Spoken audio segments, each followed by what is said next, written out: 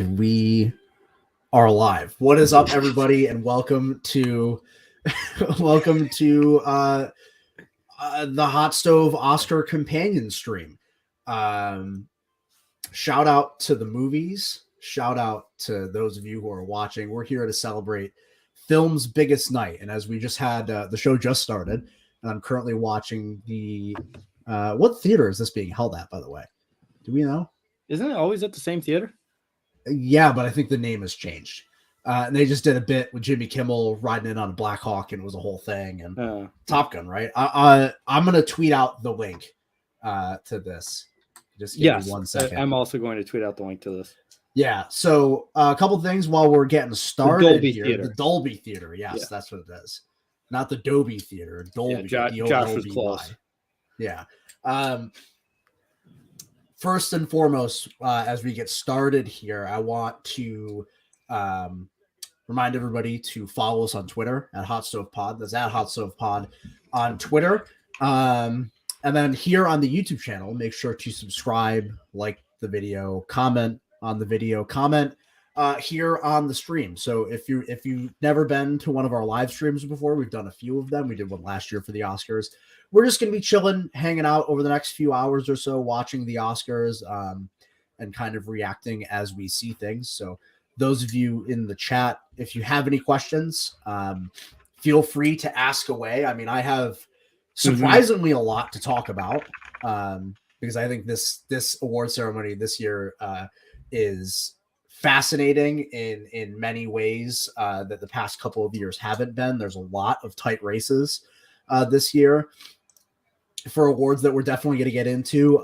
And also, I think this year in film was better than the last couple of years. Like I think generally in totality, like this Best Picture lineup that we have here, and for those who aren't fully caught up, the Best Picture lineup is Everything Everywhere All at Once, The Fabelmans, The Banshees of Inisherin, All Quiet on the Western Front, Triangle of Sadness, Tar, Elvis, Avatar: The Way of Water, Top Gun: Maverick, and Women Talking. That list of 10 is fantastic. Like that. Yes. There's like I haven't seen Avatar.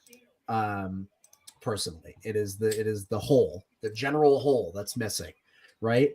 But of all of this, I mean, Elvis is the only one that I didn't really care for. And I liked Elvis. I liked Elvis a lot more than I thought I was going to. Yeah, I don't care for Baz Luhrmann, generally speaking. I want to, every time I think of Baz Luhrmann, I want to say I don't like Baz Luhrmann, but then I remember I've seen his Great Gatsby like 8 times, and I've seen Romeo plus Juliet like 8 times, and I've already seen Elvis multiple. So I do like that. I don't like to admit I like Baz Luhrmann, but I do like Baz Luhrmann. Yeah, so I mean, I think this Best Picture race, or this Best Picture field, is awesome. Like it kicks ass, generally speaking. You have such a wide array of genre, and all of these movies bring very different things to the Best Picture race than we've seen in recent years. And we can kind of start after we get some of this preliminary stuff out, generally speaking, about the Best Picture race as a whole and kind of where we sit going into the night. Obviously, our thoughts will change as we go along and we see who wins what awards. Like I said, there are plenty of awards this year that I legitimately think come down to a basic coin flip. And I'm very excited to see whether or not like the stats matter versus what other crazy shit could go on. Because I have done plenty of research this year, specifically in regards to a couple of different races, and we'll get into that over the course of the night. But first of all, Mark, I want to get your impression on this Best Picture field. What do you feel about it? Yeah, so I've seen 8 of the 10. I have not seen Triangle of Sadness and Women Talking yet. I will see them because I see every movie that's nominated eventually, but I just haven't gotten around to them yet. Of the 8 I've seen, this is one of the most stacked classes we've had in a while. Legitimately, I finally got around to watching Avatar recently. I like it better than the first one. I think that's probably the weak link out of the 8 I've seen. It's good. Like, it's really good. Don't get me wrong. It's an absolutely stunning movie. And it's amazing what James Cameron is able to do when making these Avatar movies. They're just not really for me. And the first one I really can take or leave. But like I said, I like this one better, and it's actually deserving of the Best Picture nomination. Yeah, we absolutely. I'd be looking at stats, bro. But the rest of it, All Quiet on the Western Front, I just watched a few days ago. That's unbelievable. It's fantastic. Banshees of Inisherin, Everything Everywhere. I mean, those are my 2 favorite movies of the year. Everything Everywhere being number 1, Banshees being number 2. Fableman's. Also, so happy that Judd Hirsch is nominated. When I first saw that Judd Hirsch was nominated, I was like, giving the old guy the legacy award. Judd Hirsch has been around for a million years. No, he's fantastic in that movie. Yeah, I mean, it's the kind of supporting performance that I wouldn't say I have a bone to pick with it, but I have a hard time wrapping my head around he's legitimately in the movie for 9 minutes of 2.5 hours in total. Yeah, I mean, it's one sequence in the first hour of the movie. Yeah, and I think he knocks it out of the park. Like, I'm fine with him getting nominated for that because I thought every single one of those 9 minutes was excellent. Tar is... I thought I had Michelle Yeoh locked in for Best Actress. I don't know anymore.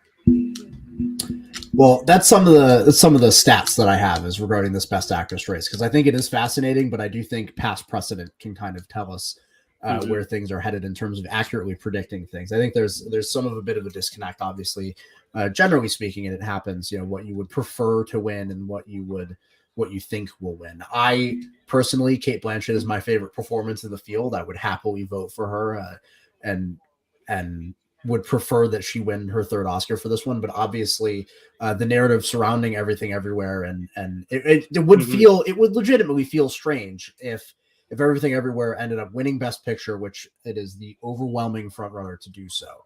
Yes. If it did that and Michelle Yeoh didn't come along with it, it's probably the more likely scenario that she didn't, Cate Blanchett wins. But even then, even if the predictable happens and Cate Blanchett wins and Everything Everywhere still wins Best Picture, it would still feel kind of weird. Yeah.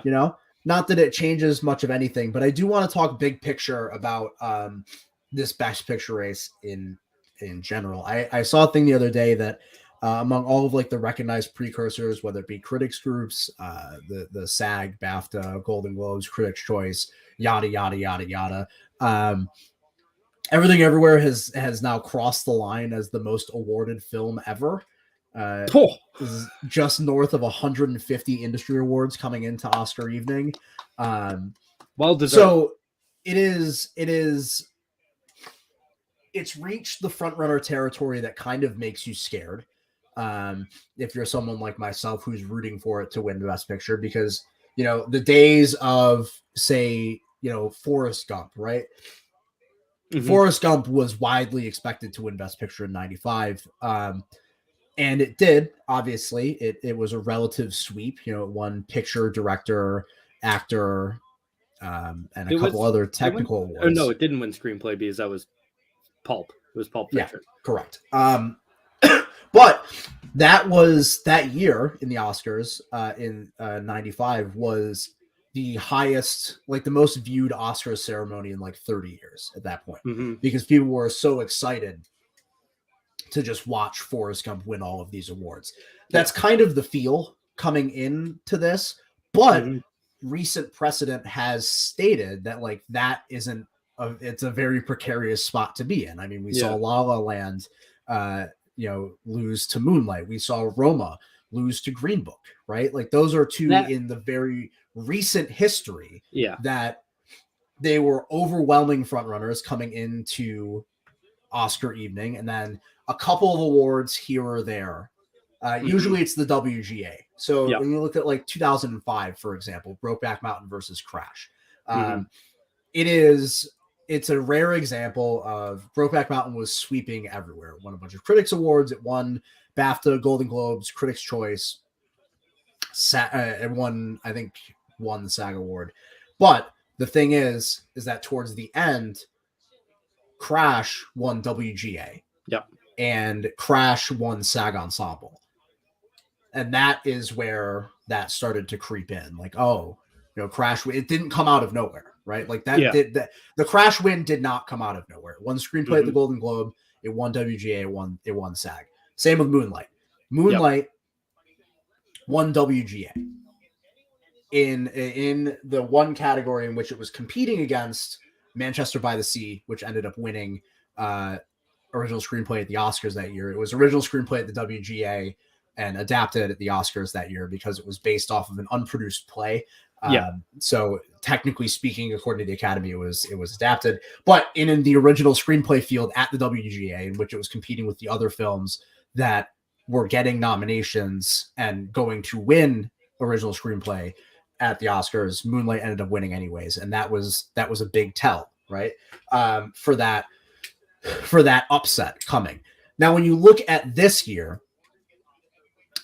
those kind of holes don't really exist. So I have a few numbers to run through here. So the PGA, the Producers Guild, was established in 1989. And since then, no movie has won Best Picture without winning either the PGA, the DGA, or the WGA. Wow. It's the Producers Guild, the Directors Guild, or the Writers Guild. You have to win one of those three to win Best Picture in each of the last 33 years or whatever. Everything Everywhere has won all three of them. It also won SAG Ensemble this year, and it broke the SAG record for a number of wins. It won every award it was nominated for. It won 4 total awards at the SAG. It is swept every single guild that it's been nominated for. It, with the exception of the Sound Editors Guild. That's the one guild that didn't give the award. All Quiet on the Western Front. So was it All Quiet? What one? I don't know. know. I could look. It was probably Top Gun, if I had to take a guess.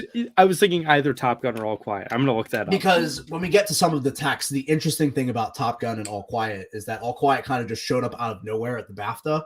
And it's hard to tell whether or not it was the BAFTAs like going nuts for it, or if it was just like people didn't really see it or care up until that point.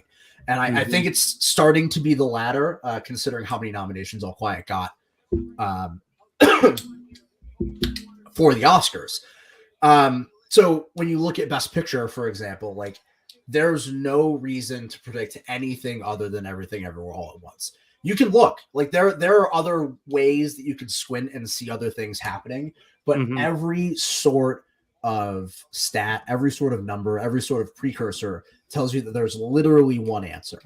And that's cool, right? Like it's the best movie of the year. There are plenty of people who would say that. It is one of my favorite movie. I mean, it's my favorite movie of the year. It will likely end up being my favorite movie of the decade. It is. I saw it again on Friday. Did you cry again? Days ago. I did, and it was just as good as the first time I saw it. And it is fantastic, right? Like, so I have one more stat. Just quickly, look at they have one category for the sound editing guild. It just goes to different types of movies. Yeah. Most of the guilds are like that. Yeah, but it's just like, we just do one thing in that. So it looks like we've got our first award of the night coming up on stage. Best animated feature. Feature coming up first. They switched the order. It was supposed to be supporting actress, but they switched the order last minute. So now it's animated feature. Well, supporting actress is one of the exciting races of the night. Yes. Animated feature. This is going to be an excuse to get Guillermo del Toro up on the stage for Pinocchio. So he can just yell, "I love movies." Well, Pinocchio has won basically every animation award you could get at this point. It won the Golden Globe, it won the BAFTA, it won the Critics' Choice, it won the Annie for Best Film, it won the Eddie for animated film. Like it has not been challenged anywhere. It's been winning critics groups up and down. Who gives the longest acceptance speech tonight? It will probably be Ke Huy Quan, and it'll probably be the best speech you ever hear in your life, because that man's speeches have been incredible, and they will continue to be through. If I hear a single note of music while Ke Huy Quan is talking, I will boycott the Oscars. Yeah. Let that man speak for a half an hour for all I care. Right. So it looks like you said we're getting animated. Do we know the order of the awards tonight? I can get it up. Okay. I would appreciate that actually, because I have not seen it. And I will get the updated order, because like I said, it just changed like 20 minutes ago. We are expecting Guillermo del Toro's Pinocchio to win this. No one is beating Christopher Judge's 9 minutes from the Game Awards. Trust me, the Academy will not let that happen. No. And honestly, I'd kill myself if it was a 9-minute speech. I wouldn't if it was Ke Huy Quan. I'm going to keep it a buck with you. So one more thing about the Best Picture race before we kind of look forward at the rest of the night is that there have been 4 movies that have done the great guild sweep in Oscars history, since all of the 4 were established again since 1989. That's PGA, DGA, SAG Ensemble, and WGA. 4 movies have won all 4 of those. Those 4 movies are American Beauty, Slumdog Millionaire, No Country for Old Men, and Argo. All 4 of those movies were massive frontrunners to win Best Picture, and they ended up winning Best Picture almost in a landslide in those years. So we're kind of following suit in terms of Everything Everywhere this year, in theory. Like I said, in theory. So it looks like we're getting supporting actor second.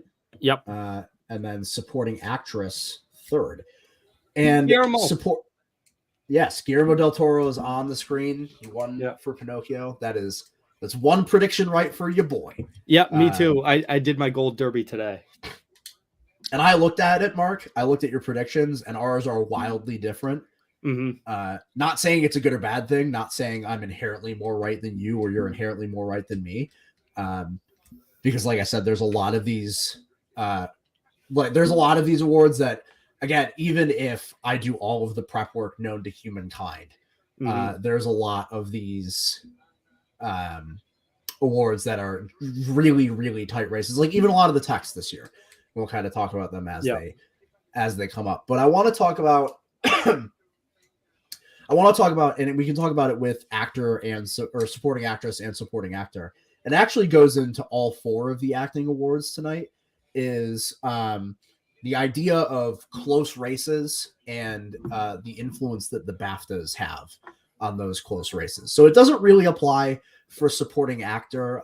Ke Huy Quan had been winning literally everywhere, and Barry Keoghan winning at BAFTA can really just be written off as a weird BAFTA thing. They do that sometimes. They love giving awards to Brits. Or it happens, right? Yeah. But I think the other 3 acting awards, this is something very important to look at. So if we want to look at supporting actress first, there's reason to believe, I think generally speaking, that the supporting actress category is coming down to Carrie Condon or Jamie Lee Curtis. I don't really see much of a world in which Angela Bassett can win, even after the first 2 major precursors that she got. She won Golden Globe and Critics' Choice. But regardless of the fact that she didn't win the BAFTA, her not winning the SAG, when the SAGs went so hard into narrative this year, Michelle Yeoh won the SAG, Jamie Lee Curtis won the SAG, Brendan Fraser won the SAG. When they went so hard into narrative this year, Angela Bassett had that narrative and they still didn't run with it. So I think it comes down to those 2. And there has been plenty of plenty of different instances in which there have been close races, and this one isn't particularly close between these two. I mean, Carrie Condon won the majority of Critics Awards, and she also won the BAFTA. And then Jamie Lee Curtis has like a handful of Critics Awards. I think she probably won the Indie Spirit, and then she won the SAG for Supporting Actress. So when it comes to these close races, there are more examples than not of the BAFTA being the correct predictor in those close races. I'll share my screen real quick because I have a bunch of notes written for it. Go right ahead. Let me see. There we go. You pull up my screen there, Mark. Mm-hmm. So you're looking at my notes here. You're looking at some of my predictions. Don't worry about that.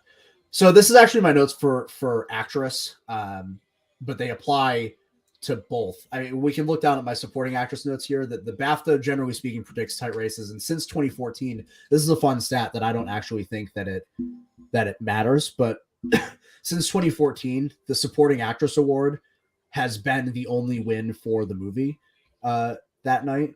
I believe it's since Boyhood. From Boyhood on, wow. Every single year, the supporting actress winner has been the only win for that movie. Not saying that it necessarily applies to this year, and I think it's kind of just a coincidence, but supporting actress really is kind of, in my opinion, really is Banshee's best shot at winning an award tonight. And I can't quite see it going home empty-handed. Not that that really matters. It very well could. And there have only been 2 movies that have won 3 acting awards, and that would be Network and A Streetcar Named Desire.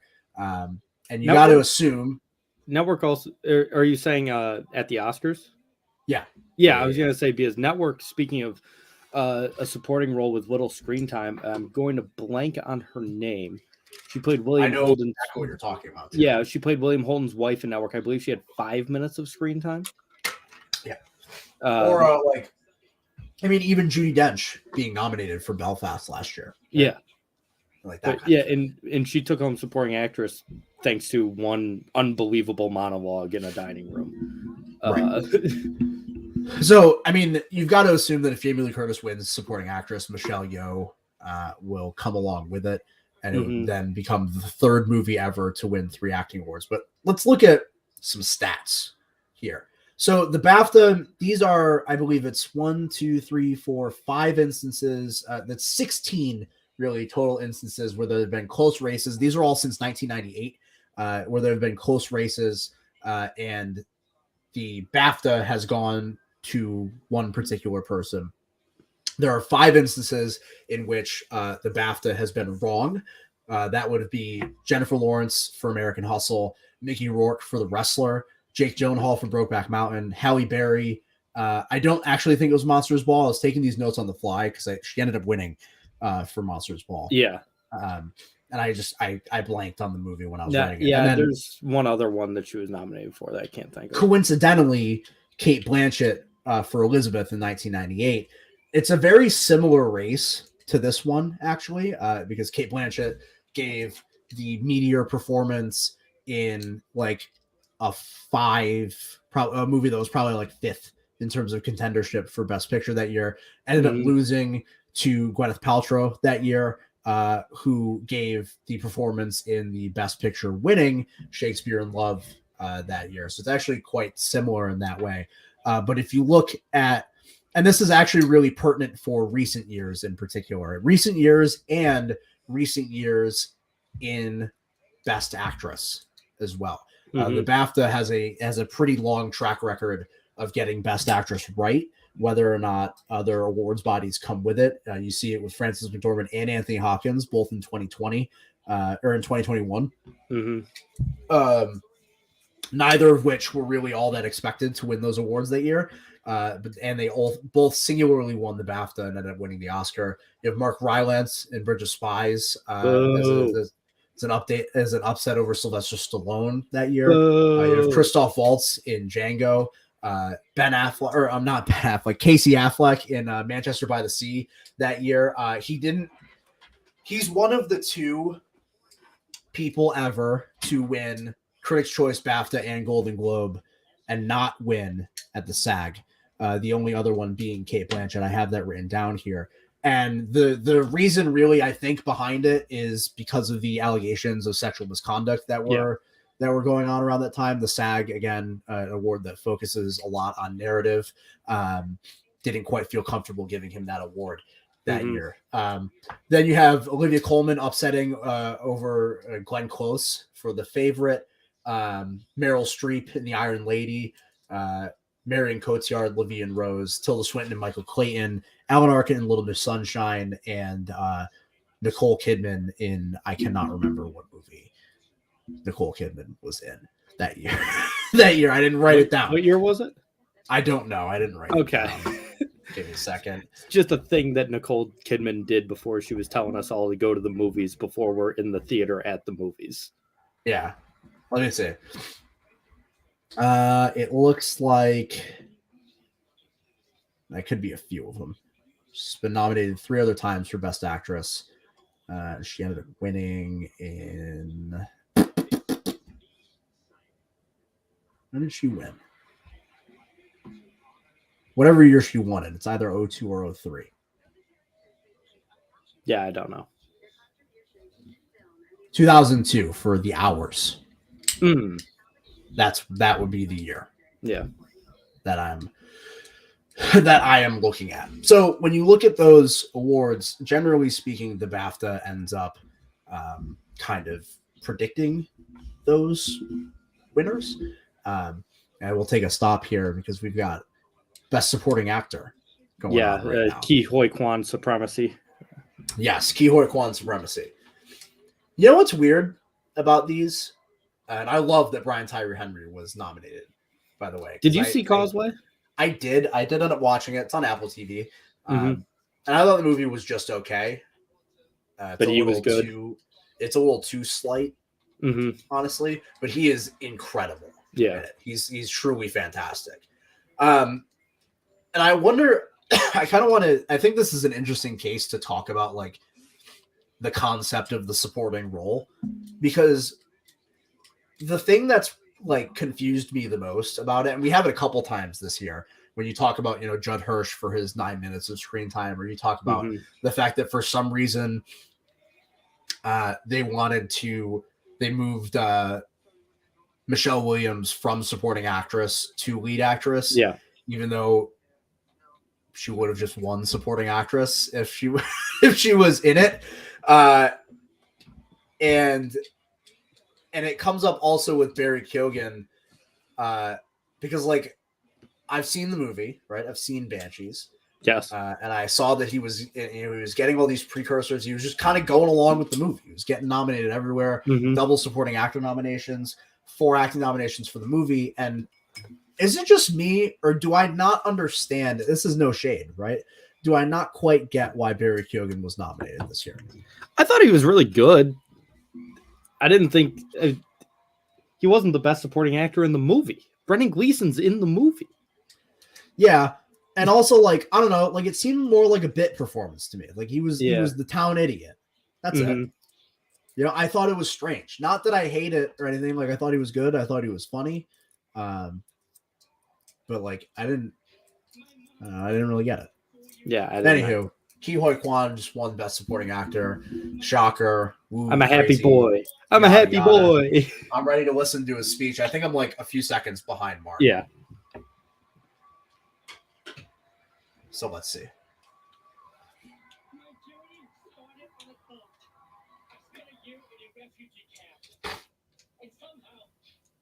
This was like...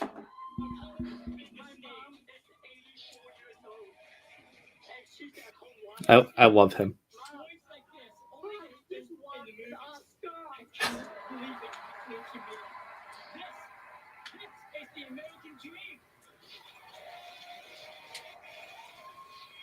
My journey started on a boat.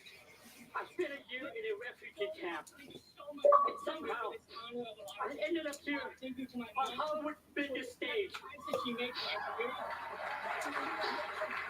They say stories like this only happen in the movies. I cannot believe it's happening to me.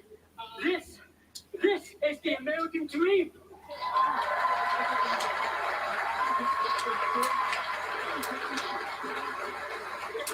Thank you so much. Thank you so much to the Academy for this honor of a lifetime. Thank you to my mom for the sacrifices she made to get me here. To my little brother, David, who calls me every day just to remind me to take good care of myself. I love you, brother. Thank you to Kendall for all your support and everything you've done. Thank you to A24, to Daniel, Jonathan, Jamie, Michelle, and my Goonies brother for life, Jeff Cohen.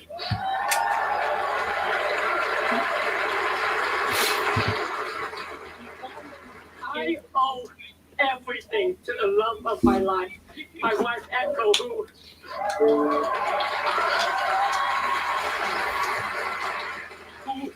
month after month, year after year for 20 years, told me that one day, my time will come. Dreams are something you have to believe in. I almost gave up on mine. To all of you out there, please keep your dreams alive. Oh, he pointed at the camera. He's talking to the people. Jesus Christ. Not about to cry. Not This going is to do the it. speech of a lifetime. Now, this rivals what is this rival in terms of like feel good Oscar wins, right? Spike Lee winning best screenplay for Do the right thing. Black Clans Or for Black Klansman. Yeah. Um, Part of that was an overdue thing. Yeah. Leo finally winning his best actor award. I want to say Leo, but Leo was always there. Everyone knew Leo was going to get his. Well, yeah, This I mean, guy everybody was knew. gone. Everybody knew. Yeah, that's true. He was gone. This is the kid. We're rolling right into supporting actress. Okay. Yeah. This is a very important award for the what you call it. For The Gold Derby. Let's just say this. I predicted Carrie Condon to win. I took because Bassett. As we talked about, the BAFTA tends to predict those close races, and the combination of winning the BAFTA and a bunch of critics awards usually is fairly strong, especially in years where the nominations are split. Think of Tilda Swinton, the year she won for Michael Clayton in 2007, right? That was a year in which every major precursor gave the award to a different actress. Tilda Swinton, who won a bunch of critics awards in the BAFTA, ended up winning the Oscar that year. But I do think this is a relatively strong field. Jamie Lee Curtis kind of falls into the Barry Keoghan bucket to me, where like she came along for the ride partially because she's done incredible work in promoting the movie, generally speaking. But like, you know, the performance itself is nothing more than a bit role. And Stephanie Sue, who's right there, is the better performance. Like if I were voting for this category, I would be voting for Stephanie Sue this year. I would as well. But you know, it is. We will see. We will see what happens. I wasn't expecting them to roll right into it after the last award. They're trying to make it snappy, man. They got a lot of awards to present. I'm also excited to see the performance of Natu Natu tonight. What? In my opinion, they should have opened the show with Ki Hoi Kwan and Natu Natu. Like those should have been the two things that they started with. Yes. Really get people watching, you know? I'm not even mad.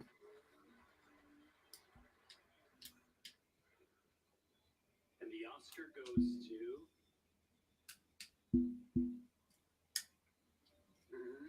Jamie Lee. What? I'm not even mad because I love Jamie Lee Curtis. Stats be damned, I guess. Stats be damned. This is a legacy award. This is the Leo winning for The Revenant. Well, this isn't the Leo winning for The Revenant because Leo was, you know, Best Actor and gave a great performance. So this tells me a few things, right? This is the narrative move. This is, of course, Jamie Lee gets her Oscar. We're what, 45 years after the original Halloween? 45 years of her being a mega star. It was due. Oh boy. Oh no, we got Josh. I will say though, the actress categories, and particularly Best Actress, is like the whitest category in Oscars history. Oh yeah. There's been one woman of color to win Best Actress. That was Halle Berry back in 2001. Yeah, and how many for supporting? There's the Gone with the Wind. Monique. Oh my god, I feel awful. What's the woman from Gone with the Wind? I don't know. That one Best Supporting. It was like, that 1940. That was a massive deal. Yeah, it was Monique for Precious. Octavia Spencer for The Help. Mm-hmm. Viola Davis in Fences. Mm-hmm. Yajun Yoon for Minari. I don't know. Yeah, Hattie McDaniel was the one for Gone with the Wind. I see. Okay, so anyways, like,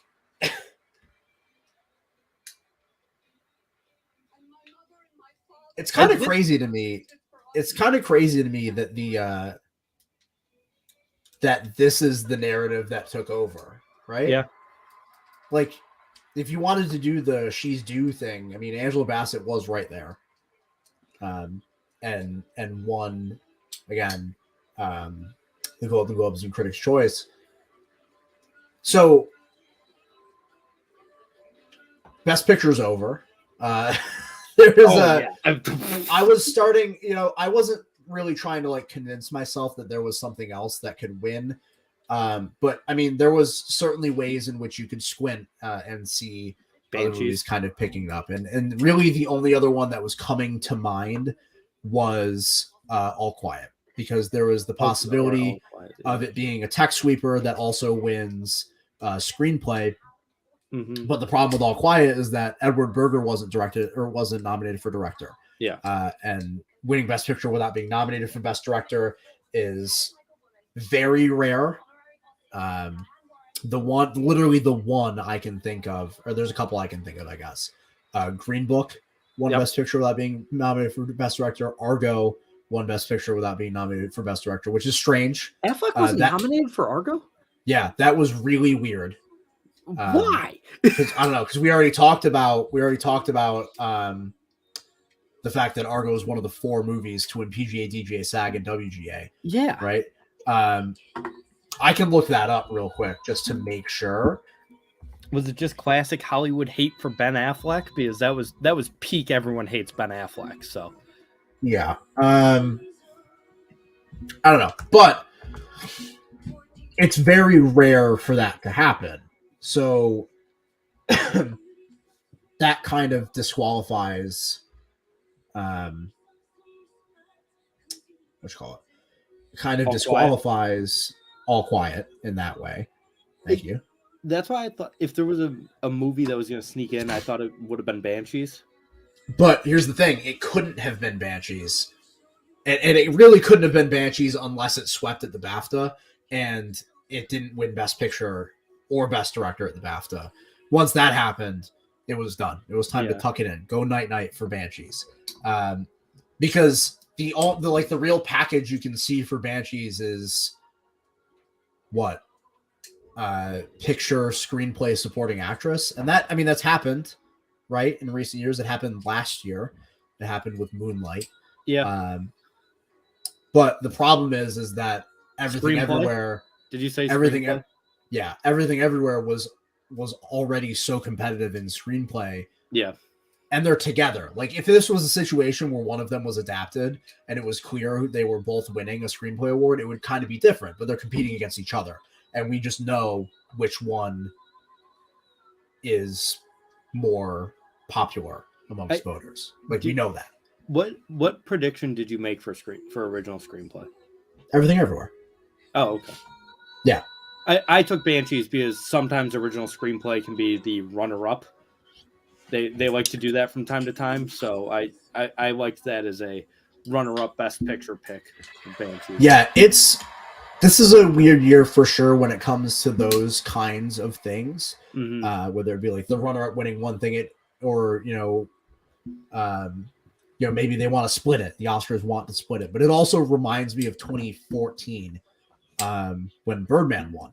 Everyone that year was trying to like put the puzzle together to figure out a way in which Iñárritu could win his Oscar, and Linklater could win his Oscar, and Wes Anderson could win his Oscar, and then Birdman won director, screenplay, and picture. I kind of just think that's going to happen this year. And Jamie Lee Curtis winning supporting actress puts real doubt in my mind about Best Actress. Because I mean, if the narrative weight of Everything Everywhere carried Jamie Lee Curtis to the award, then I mean it should just be a tidal wave of narrative weight for Michelle Yeoh, especially if we're giving out their due Oscars, all right. Michelle Yeoh she's a lock. Yeah, like I said, it's the real conundrum between narrative and stats, right? Because we were just talking about this before those two awards happened. You look at these stats, and especially in Best Actress, the stats kind of tell you to side with the actress who was winning, who won the BAFTA and won the majority of the Critics Awards beforehand. She also won the Golden Globe. Cate Blanchett has BAFTA, Golden Globe, and a fair split of the Critics Awards with Michelle Yeoh. Michelle Yeoh has Golden Globe comedy. She has Critics' Choice, and she has the SAG. So it's unbelievably close, right? And when you look at a lot of those races, a lot of the times it tends to go with the BAFTA winner, but also a lot of the times the Best Picture contention factors in, right? And Tar is in Best Picture. It's strong enough as to where I'd say it's probably top 5 for Best Picture at the back end of that, but it's not Everything Everywhere, obviously. I had it 6 in my prediction ranking. So, I legitimately don't know. I don't know what to think right now. In that way, I don't know. I really don't know. What order did you end up having the Best Picture nominees in? I went Everything Everywhere, Banshees, Fabelmans, because Lord knows Hollywood loves a movie about Hollywood. All Quiet, Avatar, Tar, Triangle of Sadness, Top Gun, Elvis, Women Talking. So, what's weird? I think when you talk about the Hollywood loves movies about Hollywood thing, I was talking to my mom about this yesterday.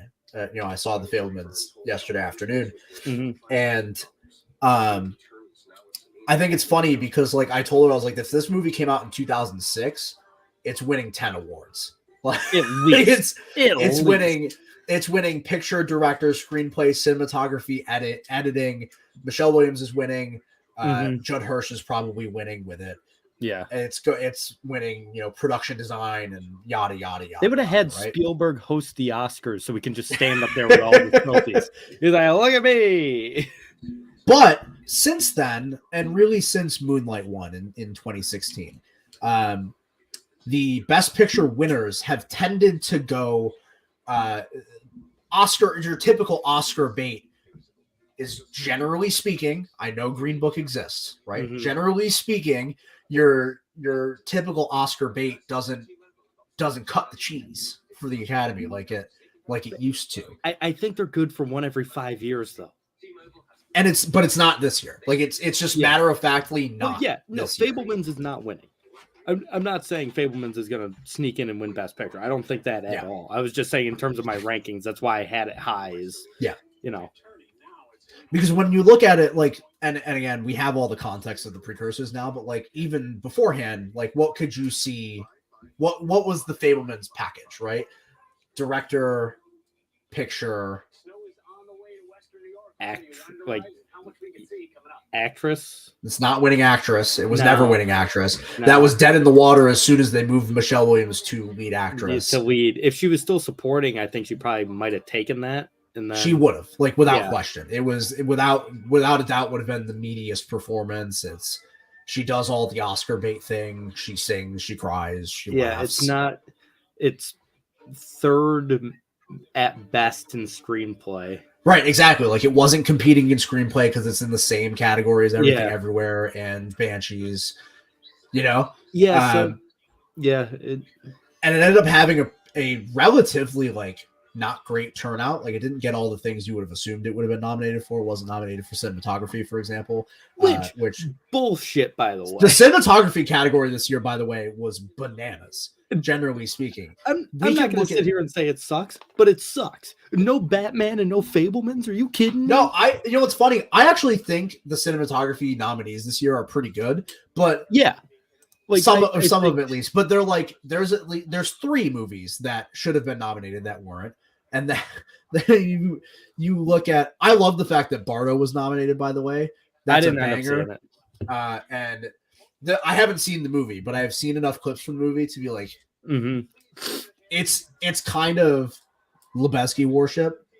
Yeah, but whatever. I haven't I seen think Empire of Light. I think Tar being nominated is inspired. Like, I really like the fact that Tar was actually nominated. I do as well. But the fact that that was left out was not only the Batman and the Fablemans, but Top Gun. Top Gun wasn't nominated for cinematography. It was the frontrunner to win for most of the year. Like, I don't know what happened to it. I don't know how Elvis got in over any of those. I know how Roger Deakins got in over any of those. But like Empire of Light, from what I've seen, it's not Roger Deakins' like best work or anything like that. Like, I love Roger Deakins. He's the best to ever do it. Get your old ass out of here. Roger Deakins said that the Batman should win Best Cinematography. Not that it should have been nominated, that it should win. He goes, I don't understand how it didn't get nominated. The only reason was because, this weird bias against superhero movies. He was like, there shouldn't be this bias. It's a gorgeous movie. Yeah, it's awesome. So we're looking at documentary feature is about to be given out. I have predicted Navalny for documentary Let me this year. What I took. It is typical Oscar documentary I also took formatting Navalny. in which a movie kind of there was a movie that was a front runner most of the time, which would be All the Beauty and the Bloodshed, and then a movie comes out very late in the season and just kind of sweeps in out of nowhere. And especially with the timeliness of the war in Ukraine and Russia's involvement in it, Navalny has won. I think it won the BAFTA, and I believe it won. It won something else. And I think it's just kind of ripe for an Oscars win. I will say I haven't seen the only one of these I've seen is Fire of Love. I haven't seen any of them. I did see Fire of Love, and it was fantastic. It was some like real artsy kind of shit. It's a real editing feat more than anything.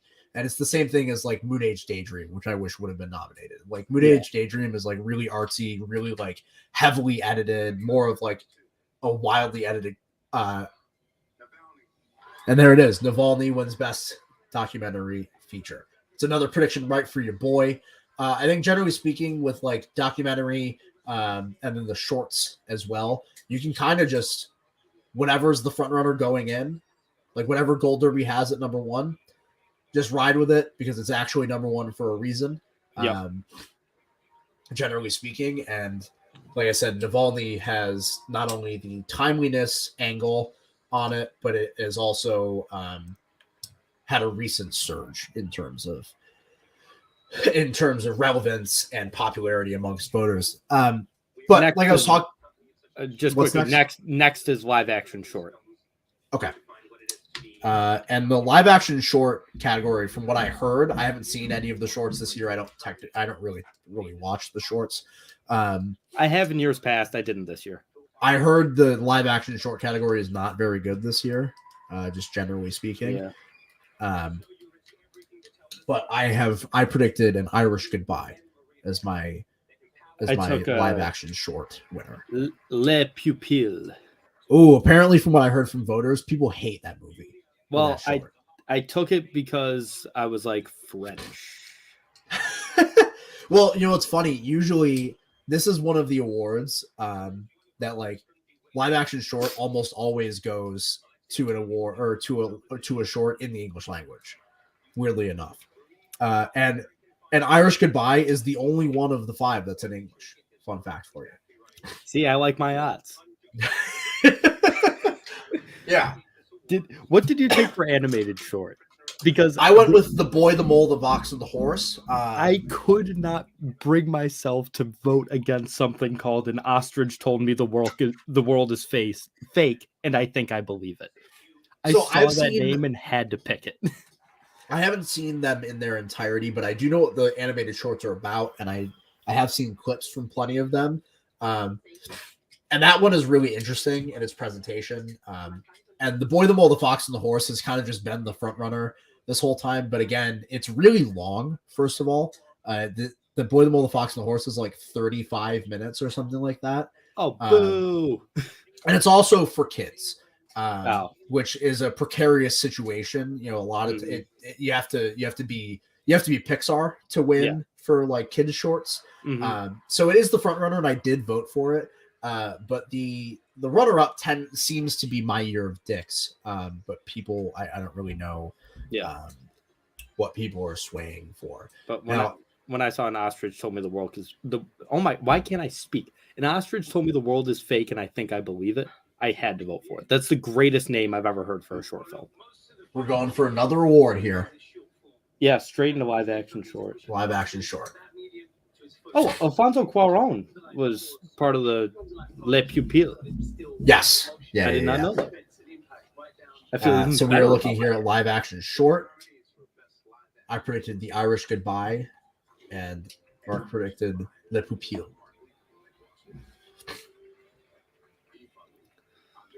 Yeah.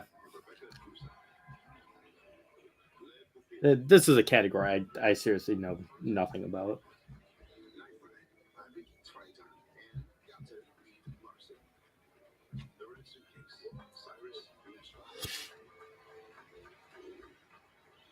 Oh, this was that one. I just saw a clip.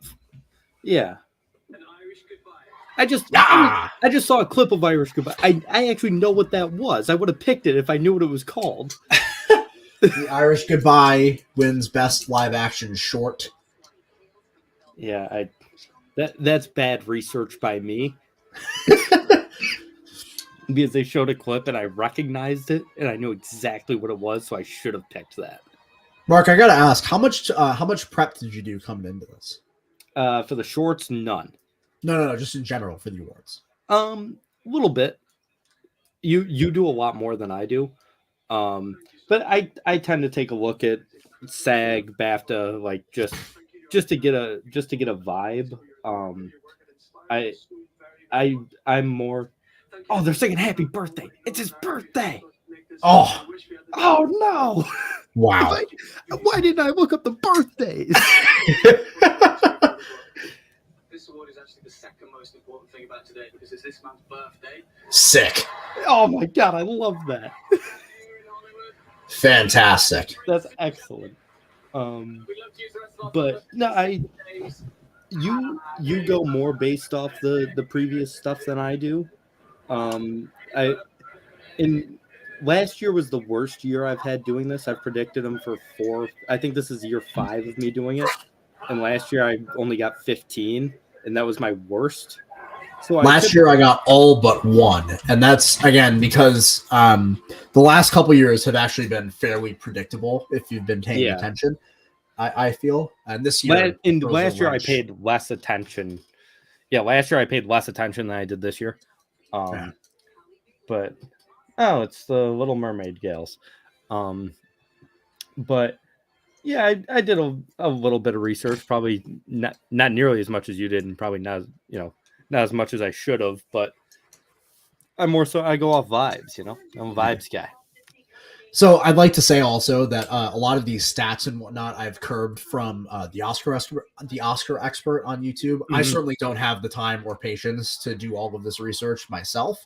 Got it. But I was watching their Oscars preview, and they had all of this like useful information in it, and I figured you might as well use it.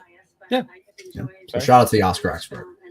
Yeah, big shout The out. Oscar expert and good Brother channel. Bro. Great channel. Mark, are the mountains blue tonight? The mountains are blue for now. They're not very blue right now because this is empty. About to take the last swig, but I see. I was about to ask you about mountains being blue. Do we keep the mountains blue, or do we? I got this nice little rocks glass sitting here, and seeing as it is a special occasion. Not that I need a special occasion for this, but we do have a nice 12-year-old Irish whiskey. I see. I was thinking maybe in anticipation of Banshees to celebrate the Irish way. So maybe I'll bust this out. We still got Mark, you know what? It is a special occasion. Let me go grab something. Yeah, we got to sip on something. Come on now. Yeah. You think do you drink your whiskey neat? Depends. Tonight I was probably gonna throw a little ginger ale in there. I am a whiskey neat guy. Depends on the occasion. Do you drink it truly neat or on the rocks? What are we talking here? If I'm drinking it neat, it is neat. I'm going straight. There's no rocks to be had. All right, give me 1 second. You vamp for like 2 seconds. Mm-hmm. I'm not getting the wine, Tim. The wine is for a different occasion. Tim bought me Dwayne Wade's wine. I have 3 bottles of it. He bought it for my 21st birthday. If those are wondering, I turned 24 in July. And they've just been sitting here because I haven't drank them yet. Those are for when the Heat win the title. Those are for when the Heat win the title. Those are for a truly special occasion. The Oscars are a different kind of special occasion. The wine is for a social special occasion. I've said it before. I don't want to drink all that wine by myself.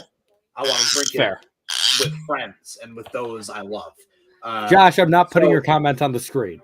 So I will be right back. Mark, if you want to vamp for like 2 seconds, I'm going to go to the bathroom and then I'm going to grab something to sip on. Okay, sounds good. I will vamp. And Josh, I'm not putting your comment on the screen. I'm not glorifying that with screen time. You jerk. Oh, this. If you've never had Redbreast, if you're a fan of whiskey, and Redbreast, please sponsor the show. But if you've never had it, it's primo stuff. Great stuff. Going through quite a bit of the bottle. We're in a commercial right now. They showed a first look at Disney's live action The Little Mermaid. I personally am done with the Disney live action stuff. Don't care. Didn't really care before. Jungle Book's really good. I like the Jungle Book. The rest of them, I know people like Cinderella too. Or Beauty and the Beast is also good. Zack's wine going to be vintage by the time he drinks it. Yeah, that's all he's doing. He's aging it a little bit. People are buzzing. Marky, will you be in the 585 for the games this week? I doubt it unless I can get credentialed. If someone wants to give me a press pass, yeah, I'll take it. For ourselves, there we go. But yeah, if they want to credential me, yeah, of course I'll drive out to Albany for the weekend, but I doubt it. Just a little something to sip on. Now showing their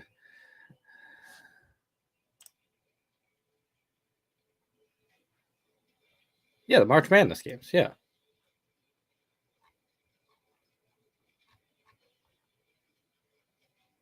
Yeah, they're in Albany, right? No, Mark, I think he was talking about if you're coming out to watch the games with us. Oh, to watch the games. Oh, yeah, that's right. 585 is Rochester. I don't know. I do not know.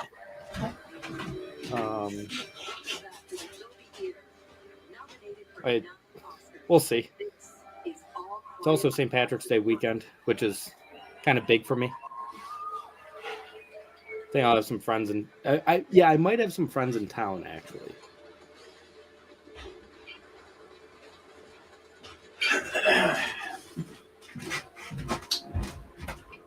Oh, we got Michael B. Jordan and Jonathan Majors presenting the next award. I'm back. I have my New Haven, Connecticut rocks class, or an old-fashioned class. I'm sorry. Love that. They just presented All Quiet as part of one of their Best Picture nominees. Mm-hmm. I got it covered, Zach. I already talked about All Quiet. All right, give me 1 second. I gotta dig through all the bags over here. Okay. Mark, we've got 2 choices. We have Maker's Cask Strength. Okay. So a nice, workaday bottle of Makers, but it's a little bit of their higher end. A nice rye. A nice rye. And then we have a nice bourbon whiskey, Four Roses Small Batch Select. Ooh. And they're more expensive bottle that Four Roses tends to offer. I've never had Four Roses.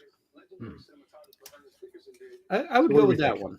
I think it's a bourbon kind of night. I got my little glass Irish, but single pot still, by the way. Yeah. If anybody wants to join us, 2 drink minimum on our Hot Stove live streams. Of course. Do you know what award they're presenting? They are doing cinematography.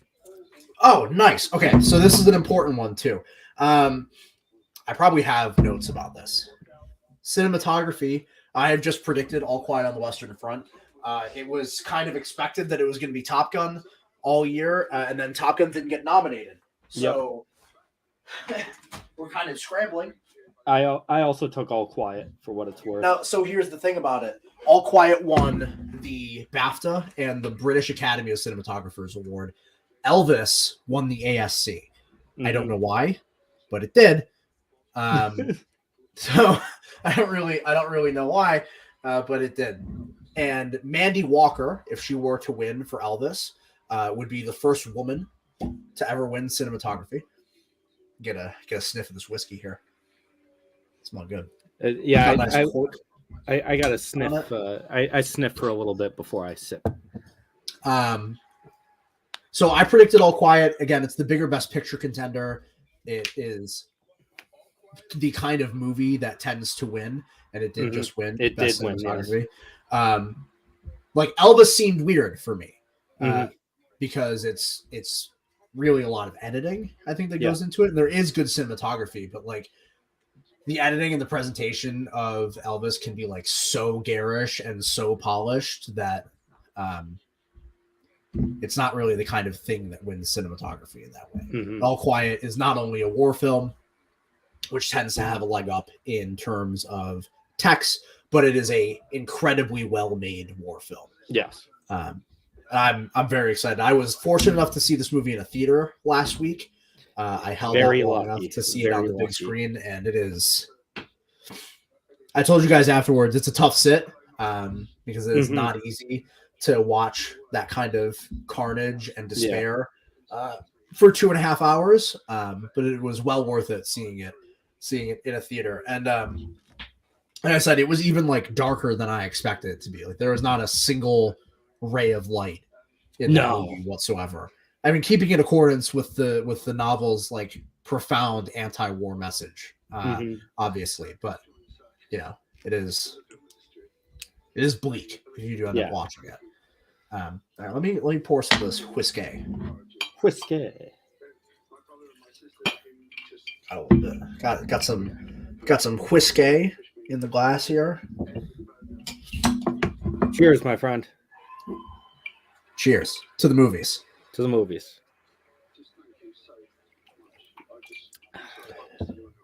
That's really good. Oh, baby. I got some Sprite.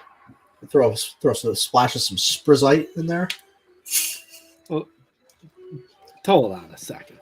You never had whiskey and Sprite before? No, not bourbon. Trust me. All right. I have had whiskey and Sprite. I've had Jameson and Sprite. Because Irish tend to be a little lighter, mix better with lighter sodas. Bourbon tends to mix better with cola. But yeah, I usually go with SoCo and Sprite if I'm mixing anything with Sprite. But that is tasty. And I've been trying to cut down a little bit on the caffeine as well. Not that I am really cutting that much down on the caffeine, but wait a minute. It's David Byrne. David Byrne and Mitski is the song. So we're doing another song performance here of This Is a Life from Everything Everywhere. He's got the hot dog fingers. David Byrne is wearing the hot dog fingers. This is everything I've ever wanted.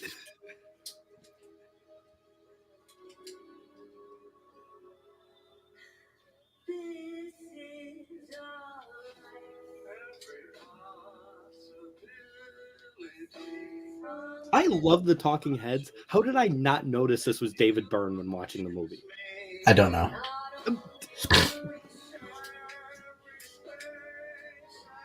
Kind of like how I didn't notice yesterday when I watched The Fabelmans, I didn't notice that David Lynch has a cameo in the movie. Yeah.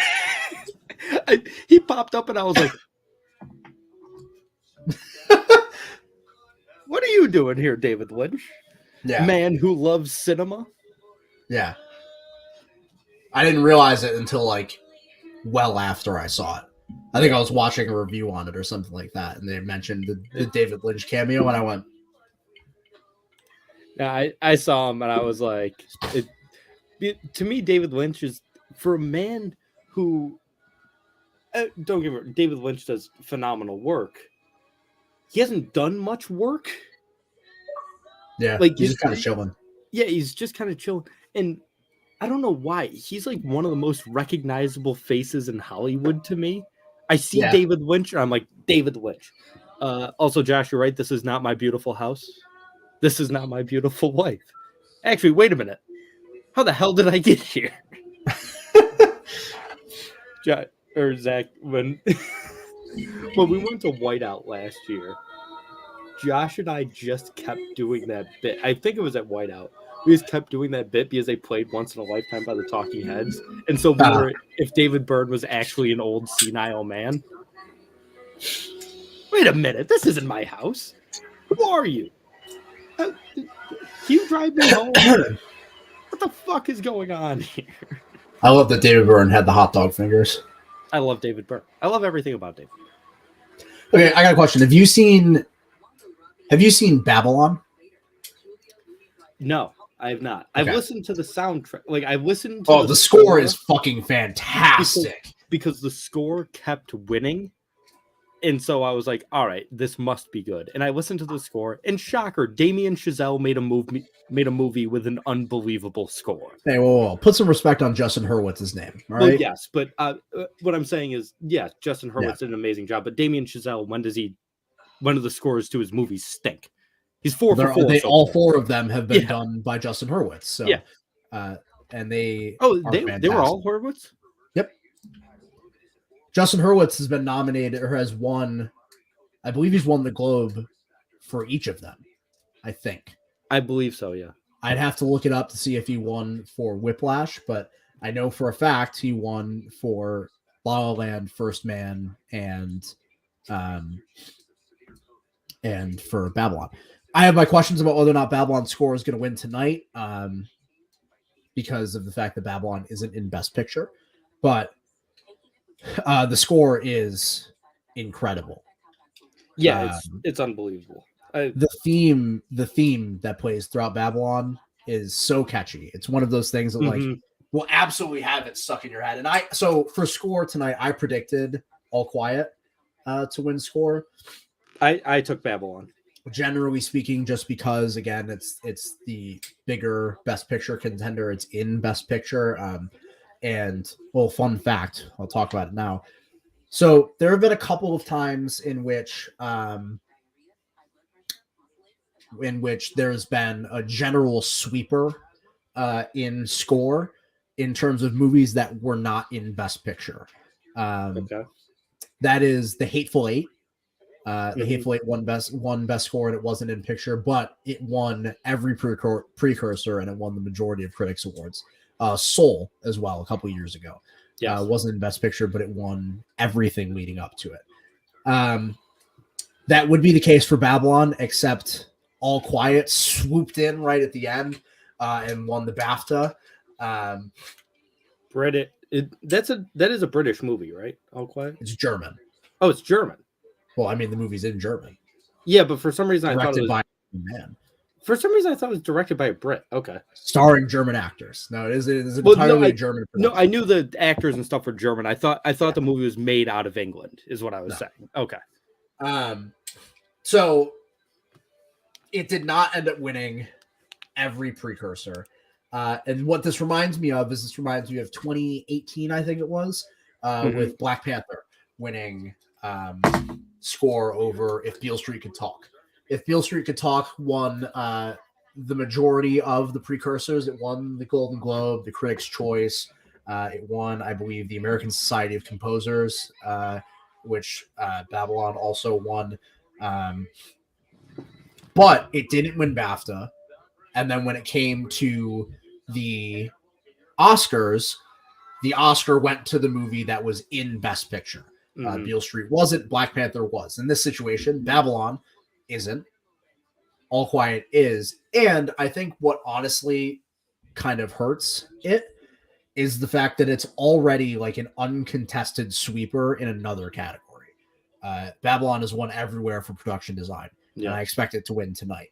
And for it to win two like major techs while not being in Best Picture, I find that unlikely, generally speaking. And the score for All Quiet, that's why I brought it up, is the score for All Quiet also has like specific moments that are very memorable. Oh yeah, those horn hits that are a motif throughout the movie in particular. The rest of the score is honestly, I thought, it's weird. It's actually something I was paying attention to while I was watching it. I was listening for the score and when it was happening, which isn't something I often do. But the score itself was fine. It just kind of felt like a war movie score. Yeah, I wasn't blown away by it. But what I thought good. I thought what they did in the beginning of the movie, it was a lot in the beginning of the movie, and then like sporadic moments throughout where it went like more industrial, and there was the begining of the movie like honestly sounded like it was done by Trent Reznor and Atticus Ross. Like it was really, like I said, it was really industrial. I thought it was really strange and interesting, and I wish that it kept up throughout the rest of the movie. But I do think it's a good score. Like, but I just think that Babylon was so memorable. And I brought Babylon up in the first place because we were talking about like bit roles. You know who's in Babylon? Flea is in Babylon. And I thought when I saw the movie, I couldn't tell whether or not it was Flea. I saw it and I went, hey, that in my head. I was like, looks like Flea. That's Flea, right? And I kept watching it, and he's not a bit role. He has an actual role in the movie. Like he's in Babylon. That's great. And he just kept coming up on screen, and I was like, "Yep, that's Flea. That's definitely Flea." And then the trailer or the credits rolled, and it was like Flea. I was like, I knew it. I was right. Makeup and hairstyling. So this is a big one. This is a really big award this year because generally speaking, makeup and hairstyling tends to have some sort of predictor for one of the acting awards. This year, it's Best Actor.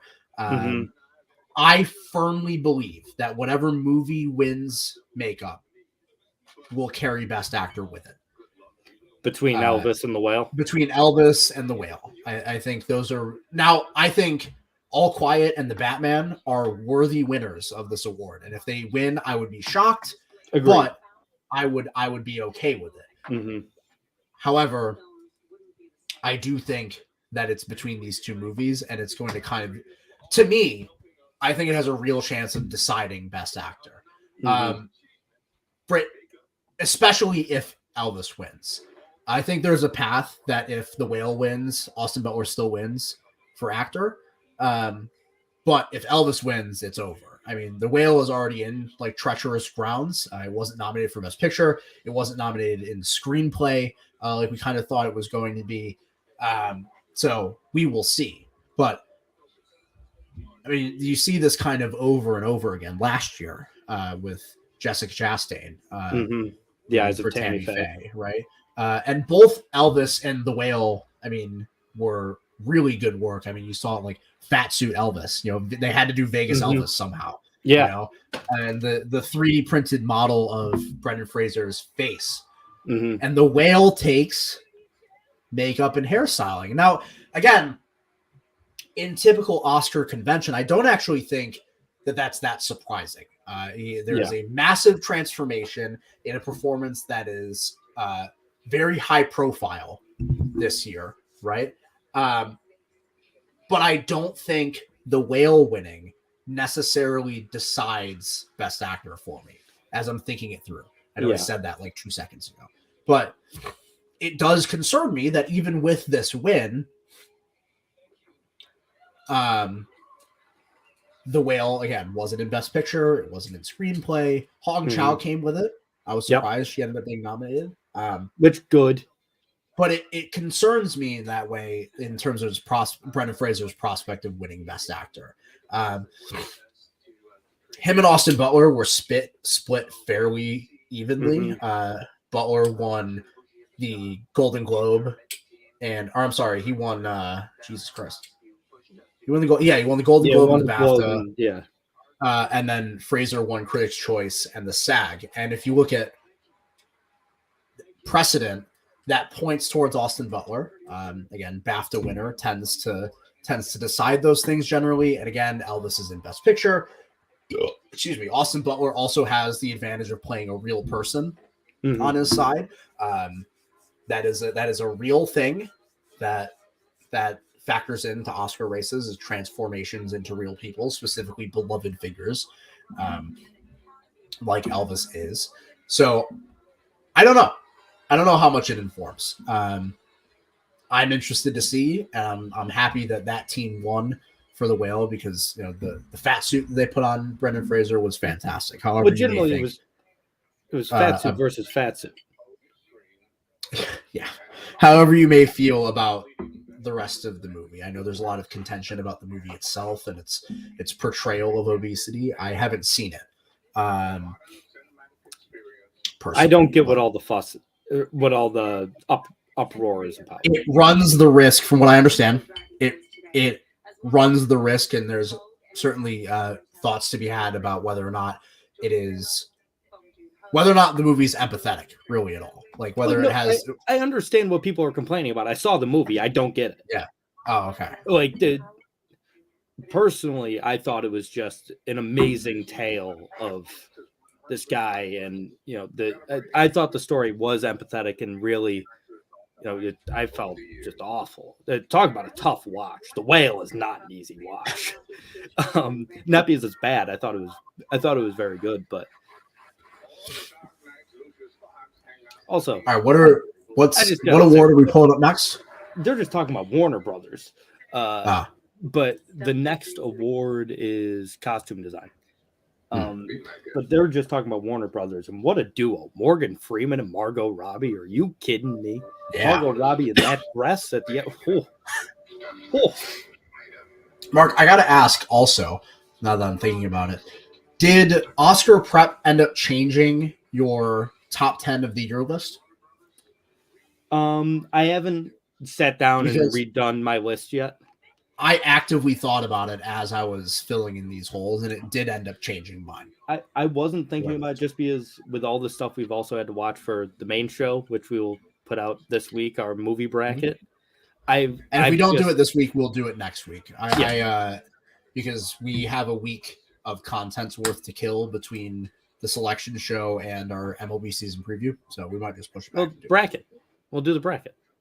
That's what I'm saying. We have a week of content to kill between them. Yeah. Because we got the actual March Madness bracket this week. And then the MLB season preview is 2 weeks from now. Yeah. Josh, low-key Morgan Freeman was in his bag right there. Morgan Freeman's always in his bag. But no, with all the movie watching I've been doing between Oscar prep and the bracket, I haven't had time to think about my rankings. Like, I've just been going from movie to movie to movie to movie. So I'm going to sit down and remake my list. What if we did it live? Want me to do it now? Right now. Just question. You don't have to. No, I will. I'm trying to work some fun stuff, Mark. Last year, you can, when you're doing a 3-hour long stream, it can kind of get bogged down occasionally. This is true. You can pull it up and do it if you want. I can tell you how it changed mine, if you were interested.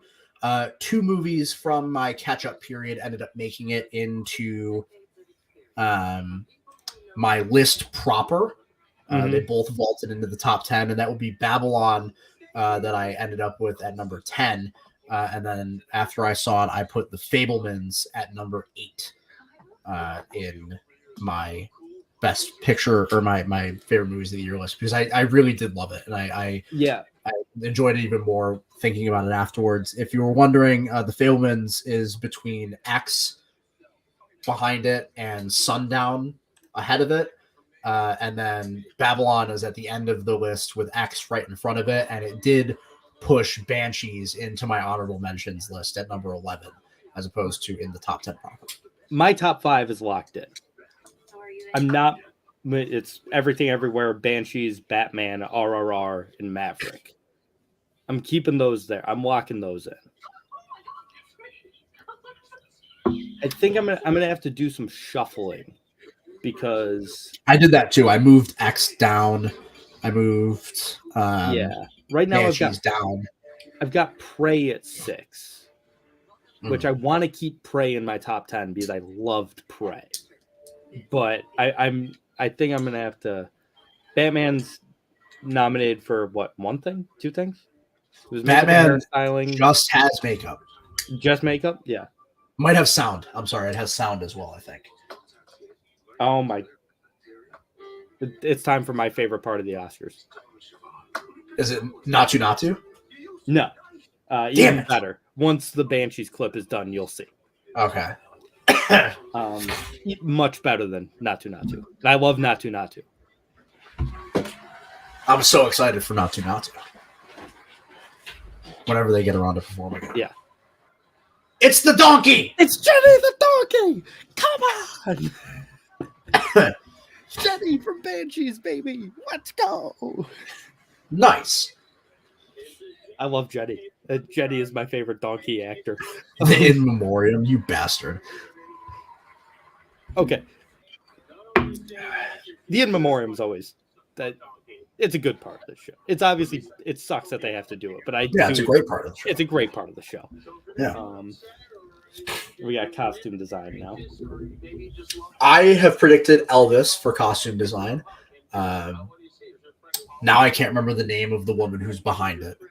What the hell's her name? I also predicted Elvis, I believe. So I think there was some Catherine Martin did both costume design and production design for Elvis. A very prolific costume designer, Catherine Martin is. And there has definitely been some doubt thrown into this race. Everything Everywhere won at the Costume Guild, which was not very expected. Babylon obviously has very flashy costumes. Wakanda Forever has both the benefit and the drawback of having its first film winning.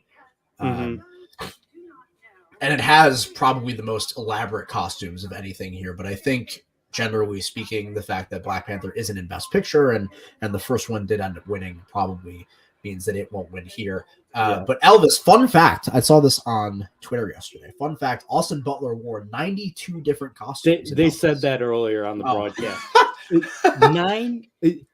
I believe he said it was 9,000 costumes were made in total, because including all the extras and stuff, because they got, for like the comeback special, when they would show the crowd is wearing what the actual people were wearing.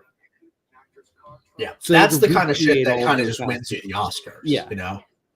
And like, I love the costumes and everything everywhere, specifically all of like the Joe Boots Pocket stuff, of course. But like,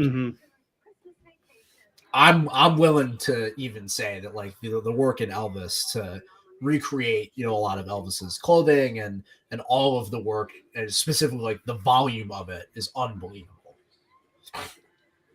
Whoa. I'm behind. So. Oh. Yeah, you'll see. I just changed my top 10. I pushed Elvis out. Elvis is now number 11 for me. So, like I said, I kept top 5. I put Fabelmans at 6. Scream stayed at 7. All Quiet at 8. Prey at 9. Tar at 10. Black Panther. Yeah. Wow. Totally deserve it. I was not. Yeah, totally deserve it. Obviously, as I just said, I was not expecting that. Mm-hmm. Good for Ruth Carter. It's her second Oscar now. She's won for both Black Panther films. Yep. Sure. Absolutely. Honestly, out of the 3 in the category I've seen, Elvis, Everything Everywhere, and Wakanda Forever, I'm fine with any of them winning. Yeah. Respectfully, of course, Josh. Respectfully. But yeah, absolutely. Respectfully. Yeah. What are we talking about here? I mean, respectfully, but of course, yeah. Respectfully. Yeah. That's Elaine, man. I mean, she's an all-timer. Yeah. I really am surprised. I had Black Panther 3rd in this category. I probably had it 3rd too. Yeah. Yeah. Chadwick, please take care of Mom. I can look. Ryan Coogler, many more. Thank you both for your vision. Together, we are reshaping how culture is represented. Just had to plug in my laptop. Oh, it's that time of day where people find out that Margot Robbie was Australian. And their arsenal of genius. Thank you. Like I said, 2-drink minimum. If you're drinking along with us, I'll go in for my second. I'm kind of nursing this one right now. I'll go in for my second. I'm not looking forward to it too much. We'll make it a light pour on this one, but the whiskey's good. That is not anything to do with that. But. Yeah, I mean, we're just, we still got at least an hour and a half. Let's see. Yeah, and I got to be up at 5:45 for work tomorrow. So, there's still 15 awards and 3 songs. Christ. Jesus.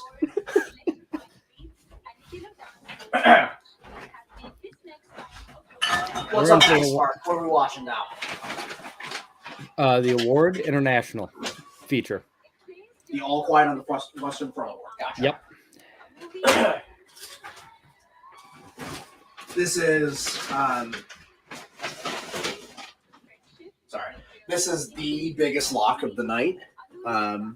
Oh yeah. It would have been. I mean, I would have liked to see Decision to Leave be nominated, but that's just me. Oh, Nunez, it's time. It's time for Natu. Natu. Yeah. I thought you said they were doing an international feature. Well, yeah, I did.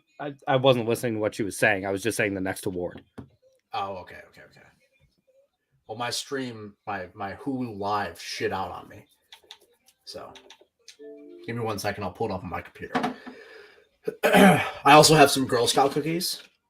We're going to be snacking. What are we rocking with? Samoas. Come on. Of course. The only way to go.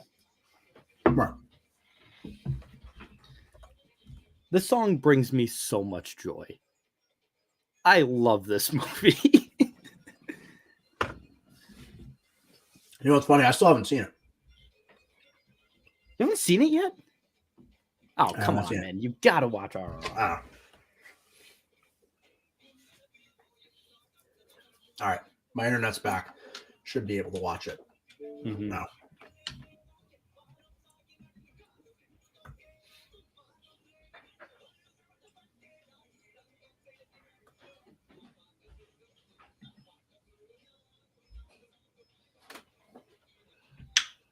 Respectfully. Respectfully, not to. Yeah. Yeah. Respectfully. Oh, yeah.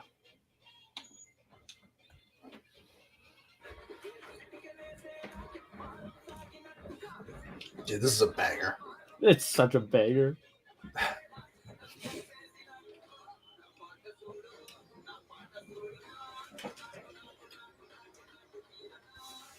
If I could sing and dance like that.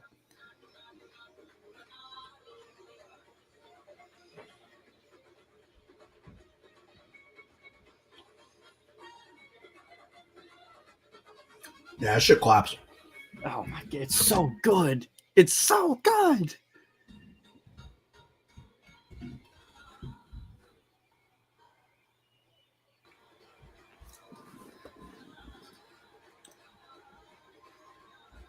Dude, why was this not nominated for international? India didn't submit it. What is wrong with them? India submitted a different movie. I forgot what it was called. I mean, come on. Sorry.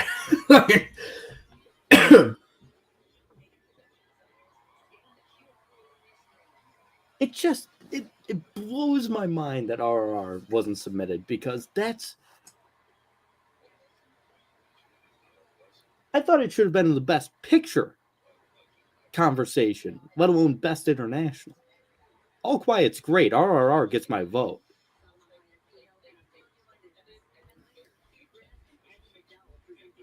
Just Production design's coming up next.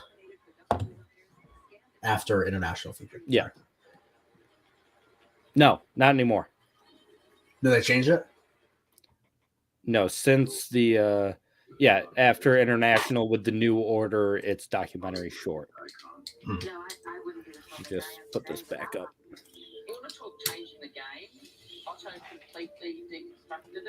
I see. Oh, okay. They're doing international and then the last two shorts, and then we're back to the begins. Mm-hmm. Did you see, by the way? I saw visual effects, and it just reminded me. Obviously, Avatar's winning. That's beside the point. Did you see that it broke the Visual Effects Society record for most wins? No, but I'm not surprised. It won 9 VES awards. Yeah. It's Avatar. Like it's I said earlier, you know, the movies really aren't for me. I don't love either of them. I liked this one better than the first, but it's an absolutely stunning thing to see on a screen. Yeah, none of it is I'm real. looking for it right now because I want to see what the awards were because I don't pay attention to the VES, but I just want to see what the awards are. Mm-hmm. Let's see. Avatar won Outstanding Visual Effects. It won Outstanding Animated Character. It won.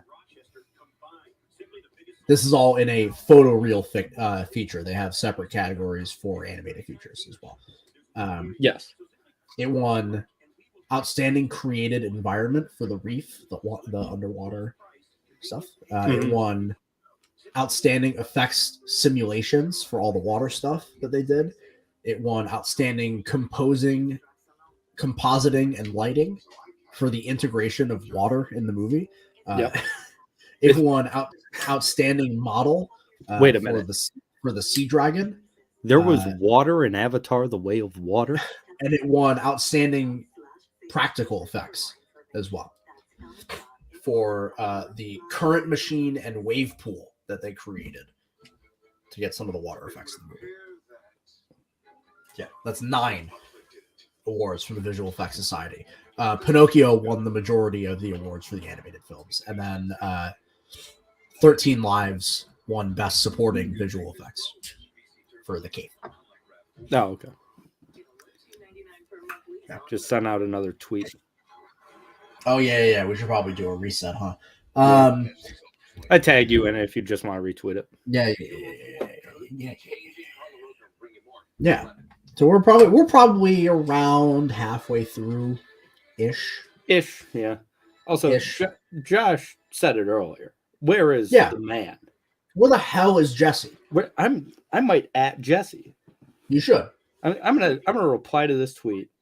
Yeah, I don't know where the hell he is. I mean, I understand that he's in South Africa, so the time zones are a little fucky. It's probably like 2:00 in the morning over there. Do we remember? Let's see, I gotta find his at.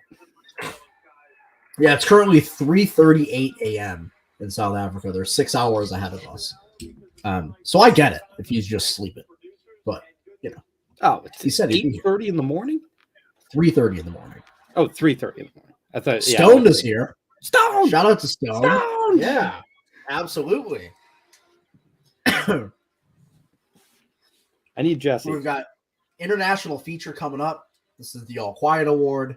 Like I said, I would have liked for Decision to Leave to be nominated. But international feature is always kind of fucked. Especially with their treatment of France. Never forget when France didn't submit Portrait of a Lady on Fire. And that was a bad idea. Yeah, so another one. What the fuck? Why don't these countries submit their best movies? Then the following year, France submits Titan. Yeah. And then the Oscars tell them to go fuck themselves. Titan wasn't even shortlisted last year for international feature. So now it just ensures that we're just going to get a bunch of shit Oscar bait in terms of submissions from France instead of a lot of the truly audacious and boundary pushing cinema that French directors tend to make. Now I will about Titan. I know you love Titan, dude. I love that movie even more now. Have you seen it? No, I have not. Okay. I missed it last year, and if I remember correctly, isn't that movie very out there? Yes. Yeah. I don't want to, I don't want to side with the Academy because I hardly ever want to side with the Academy. But maybe it was just one of those movies that it's there's got to be some sense of wide appeal. Yeah, I mean that especially for international feature, they kind of do that. Yeah, so a movie like Titan not getting shortlisted, I think, is based on everything around the movie. It's Mark saying it sucked. Stone said, I haven't seen it. I don't know. But it not getting shortlisted, I think, not good. But outside, with it not getting nominated, I think that's, that happens. Yeah, I mean, it reminds me of when fantastic. So I'm looking at it. I'm looking it up right now just to make sure I'm right. But if I remember correctly, "Blue Is the Warmest Color" was also not nominated was also submitted and not nominated. Really? Yeah, I'm looking it up just to make sure. I would be surprised if it didn't end up getting nominated because of the correlation with films winning the Palm. Yeah. And being nominated for Best International Feature. Mm-hmm. But let me see. Let's see.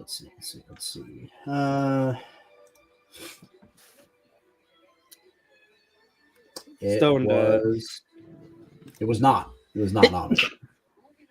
Because again, there was too much sex in it for the Oscars. There was a lot of sex.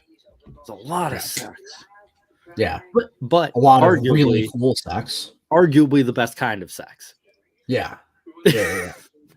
Really graphic lesbian sex. Yeah. I'm not saying that. Some people might say that. I'm not necessarily. I mean, that's what's in the movie. It is. That is a statement of fact. I'm not necessarily saying that's the best kind of sex, but I'm also not saying it. You know what I mean? So I get it. The Oscars tend to be snobby, and it especially comes around in foreign film because, especially like directors from Europe, for example, will do things that, in terms of the American film norm, is not,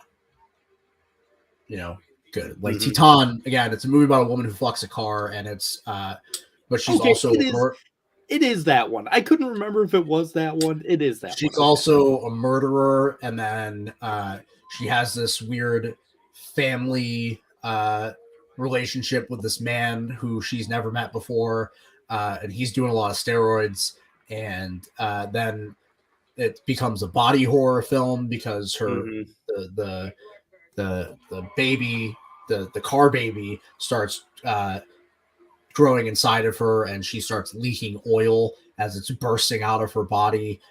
And also the movie's really, I mean, at its heart, a commentary on gender identity, and specifically transgender people. But that's the point, right? Like, that is my overarching statement to make about Titan, is like, not only do you do, this is a ridiculous comment, by the way, not only do the Oscars turn their nose at a movie that has all of this really strange imagery and is fairly provocative in that nature, they also turn their nose at it because it's like so openly about queer people. Yeah.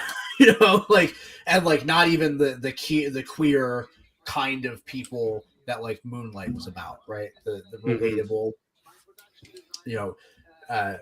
whether we like to admit it or not. And I've said it a million times in this podcast myself. Obviously, if you know me, you know my stances on these issues. But generally speaking, when you look at the LGBTQ community, your normal gay person has been relatively more accepted in society and more normalized, especially with the legalization of gay marriage in the last decade.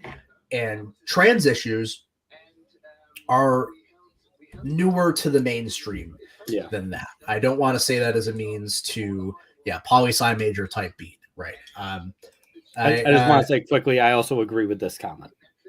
What do you think Evan Longoria feels that he's the lesser famous of people whose last name is Longoria and first name starts with EVA?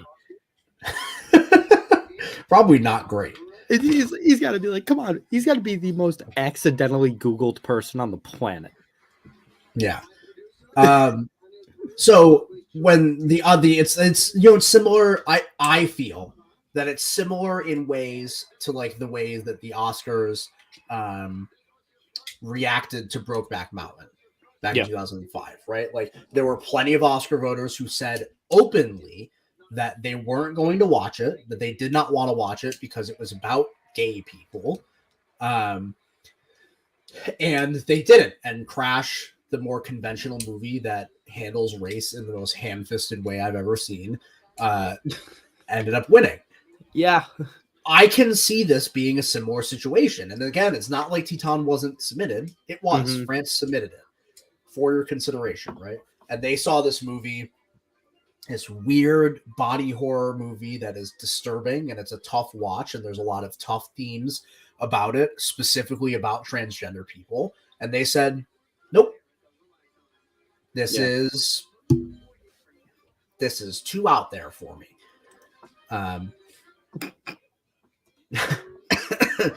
That's true. And I'm not saying the Oscars are homophobic. I'm not saying that inherently. If that was true, there wouldn't be the Oscars. It's Hollywood. I am saying that there have been examples of Oscar voters being openly homophobic before. Mm-hmm. But there have also been examples of Moonlight winning Best Picture, right? And that being an overtly gay story. Right? A gay Asian guy is about to win Best Director. Yeah. So like, I don't think it, generally speaking, I don't think that like the diversity narratives tend to work. They don't really tend to play out in the same way that we think they might going into an award ceremony. You look at Anthony Hopkins and Chadwick Boseman from a couple years ago, but there have been instances, noted instances, specifically regarding the Oscars and queer people, of them being reluctant to accept films that have to do with queer issues. Mhm. That's literally all I'm saying. And I'm willing to posit that was a reason that Titan, along with it again being disturbing and weird, and there's a lot of fucked up shit that happens in that movie. I just tend to lean more that way. Yeah. Like, you're 100% correct in terms of the way the Oscars have treated themes and narratives like that in the past. That just seems like a movie that's too fucked up for the Oscars. Yeah. Yeah, Like, I mean, if you want to have that argument about gay people, you can turn to Blue is the Warmest Color. Yes. A few years prior for that, which again, the only reason the Oscars didn't nominate it, because again, it won the Palme d'Or that year. Like it won, and that's very highly correlative with it being a contender at the Oscars. The only reason that movie was not nominated is because it had graphic, queer sex in the movie. Mm-hmm. The movie was rated NC-17, and they were too prudish for it. That's it. That's the reason. Done. Nothing else. That's the reason Blue is the Warmest Color wasn't nominated that year. So you can point to that instead. If you want. Yeah, and I think that's a 100% the case as to why that movie wasn't nominated. But the movie about a woman that fucks a car and has a car baby, I think it might be because the movie's about a woman that fucks a car and has a car baby. That movie was strange. Like, and say all you want about the theme of that, but at the same time, you said she leaks oil. The movie, I will say though, the movie is like so clearly broken into two halves that like I wonder if Oscar voters had to watch it, right, because it was submitted. Yeah. I wonder if they just like turned it off after she fucked the car and didn't even get to the point where the movie's just like a tender father-daughter story. Maybe. The second half of the movie is very clearly about like family and queer people, whereas the first half, this woman is literally just killing and fucking. She doesn't fuck a human, a vehicle. No. Yeah. So I just needed to show Stone's comment again, just so I could show the follow-up comment. Respectfully, yeah. Of course. Yeah. Yeah. I don't know. What? Also, why did I not know that Kimmel was hosting the Oscars until today? I don't know. I've known it for a little bit, but I don't really tend to care who's hosting the Oscars all that much. Anyway. Excuse me. Sway me either way. Our king is in the building.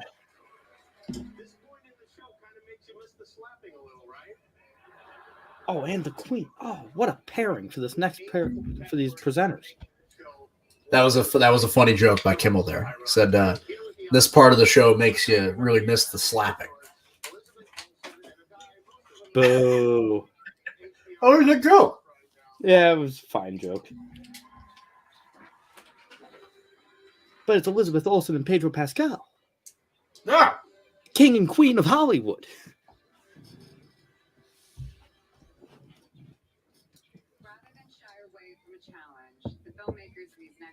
Pedro Pascal could get it. Oh, yeah. Respectfully. Tim gets it. Remember the thing? It happened a year ago. There was a... Yeah. I don't know. I just don't like Kimmel. All right. Documentary short. We're back to the awards. We actually have awards to talk about this time. I was Stranger at the Gate.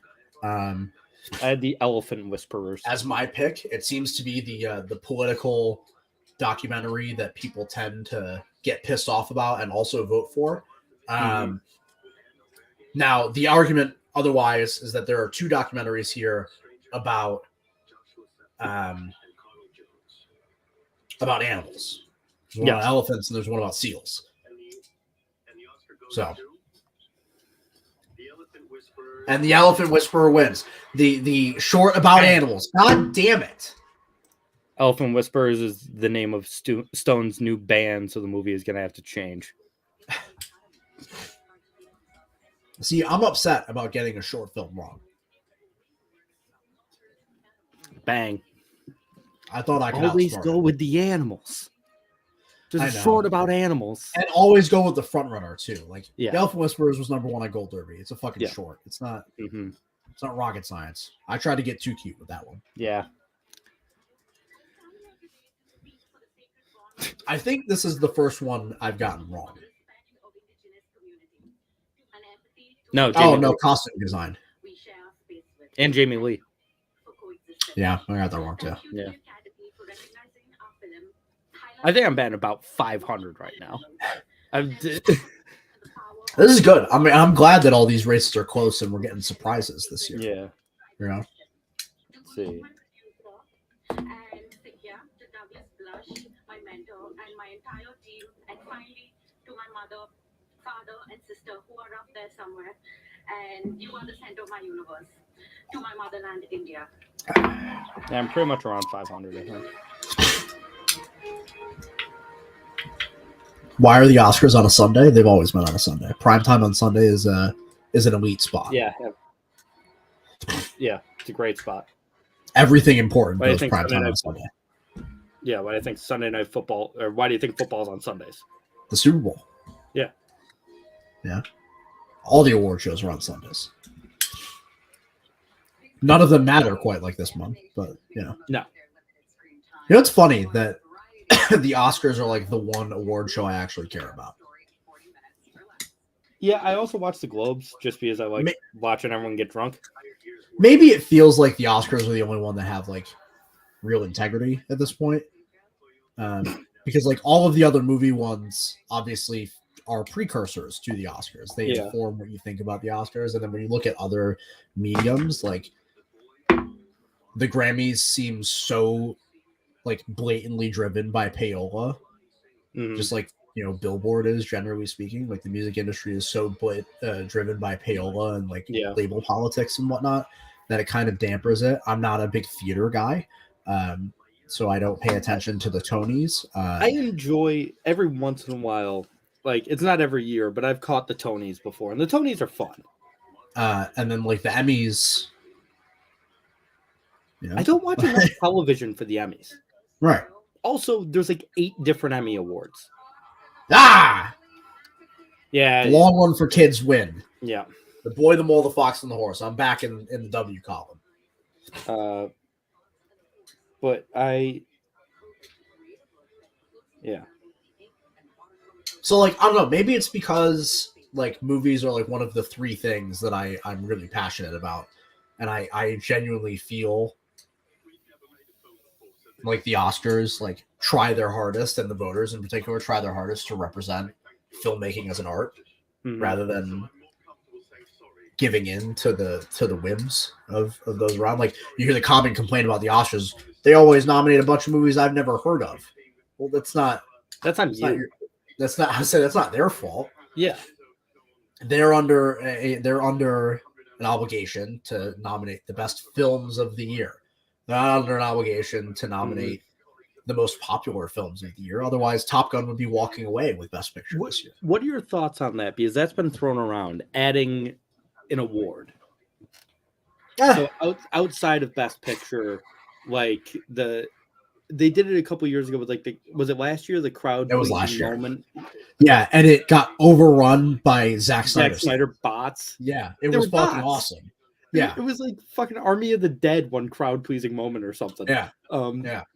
But yeah, it was hilarious. But just in terms of adding an award, like the most popular movie, and you take in box office and social media reaction.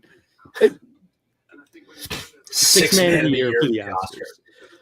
I would like to see, if we're going to expand the Oscars, I would like to see. If it's anything, it's MVP versus Offensive Player of the Year in the NFL.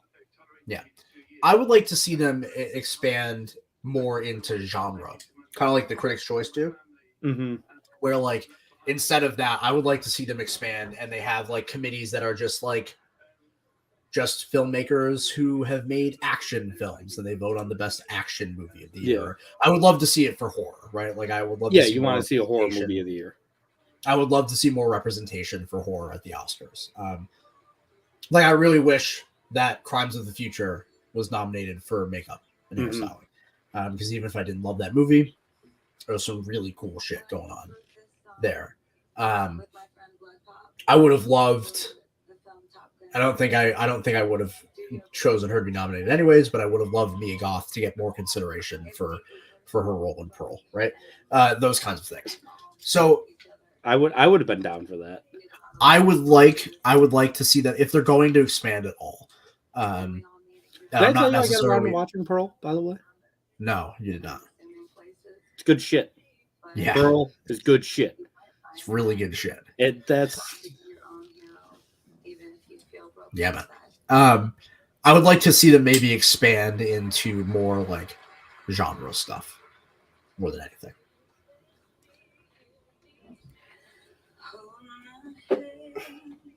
You know, this song is great because of how fucking cheesy it is.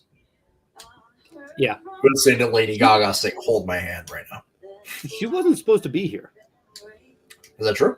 She was on location filming Joker and was not planning on coming until today. Really? Yeah, like very last minute Lady Gaga appearance. I forgot that she's in the next Joker movie. Yeah, she's Harley Quinn. Is that coming out this year? Late this year, early next year? I don't remember. If they can get it done, I'm going to assume they're going to push it for late this year so they can get it at like TIFF or something. Yeah. I can look that up. I think especially because of how big of an awards contender the first one was. Mm-hmm. October 4th, 2024. So we're late still, next year. Yeah, late next year. I didn't know how far they were in production, really. Yeah, I knew they were filming, but... You know, Mark, I also think it would be an interesting exercise to look forward at some point during this stream here to the 2024 Oscars. See what kinds of movies I don't even looking at. Outside of the blockbusters, I don't even know what the slate, you know, really entails in terms of Oscar stuff. Well, I have a list on IMDb. Please. And I will say, I don't know if the order is what I love, because if it were still me, I would still have Killers of the Flower Moon #1 at the moment. Oh yeah, I forgot we were getting new Scorsese this year with De Niro and DiCaprio. He finally put them both in the same movie. De Niro's in it. If all of this just translates from last year, because it wasn't known until very late in the year that it was being pushed back. Yeah. It'll be in heavy consideration for actor for Leo, supporting actor for Jesse Plemons. Yep. And then supporting actress for Lily Gladstone. 3 big acting considerations: director, screenplay, editing, all of the whole 9, right? Do you want to pull the list up? We can get the list. Yeah, I made this all to say that it's number 9 on IMDb's list right here. Interesting. And it really, I mean, it's just like a someone made this list, right? Like it's not like the official website or anything. But they also predict it for a bunch of awards. They have all the awards they could see it being predicted for. And so that would be number 1 on my list. And if you want to look towards other things, Rustin is one that might be able to be wedged in there because of Coleman Domingo's performance. And Coleman Domingo, I would say, is probably the front runner to win Best Actor at this point in time for that performance. Again, civil rights, real person, yada yada. But this list in particular has Oppenheimer #1, Fair. Which I did not see the trailer for until last Monday. When I saw All Quiet. It played before that. And it's the good stuff. It's Oppenheimer's going to be the right goods. Cillian Murphy. Oh, God love him. God love everyone stuff in this. And I think if you're looking ahead, and again, if you're interested in some real predictions, shout out to the Oscar expert here on YouTube. They will probably have their way too early Oscar predictions for next year by the end of next week. if I had to take a guess. And I think Oppenheimer right now is an easy like top 5 pick. If not for anything, but because it has the potential to be a real tech sweeper. Oh yeah, across that the board. he recreated a nuclear bomb. Yeah, his vendetta against CGI has gone so far as to creating. He's recreating small scale nuclear explosions for his films. The joke when this movie was first announced was, "Oh, so Chris Nolan is going to detonate a nuke." He kind of did. Yeah. But I mean, you can get it. It'll get the slew, right? Oh yeah. Cinematography, editing, sound, production design, visual effects, blah blah blah blah blah blah blah. Score, because I assume Hans Zimmer is doing the score. So yeah, the whole gamut, right? Director seems to be pretty fucking locked in for Nolan. Like, this is such a massive undertaking, and it's been a movie that's had so much buzz and word around it. So that movie seems like a lock, a Best Picture lock almost. Then we have Maestro, which is Bradley Cooper's next film. It stars him playing Leonard Bernstein. Yeah. I didn't know that was coming out next year. I thought that was 2 years from now. I expect it to be a big actor contender. Obviously. I don't know how far it'll go. I mean, we will see when the movie comes out. Cooper, Carey Mulligan, Matt Bomer, Jeremy Strong, Maya Hawke. What a cast. Did you know, by the way, that there's a movie about George Foreman coming out in like a month? I just saw the commercial. I had no idea. Neither did I until I saw the poster at my movie theater a couple days ago. It's got to be bad, right? I don't know.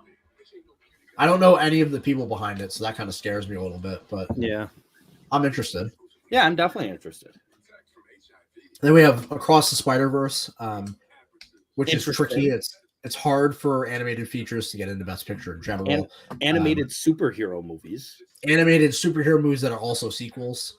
Yeah, I mean, don't get me wrong. I am prepared to have the Spider-Man movie, the animated Spider-Man movies, be the third movie and sequel in my list to be rated 100 out of 100.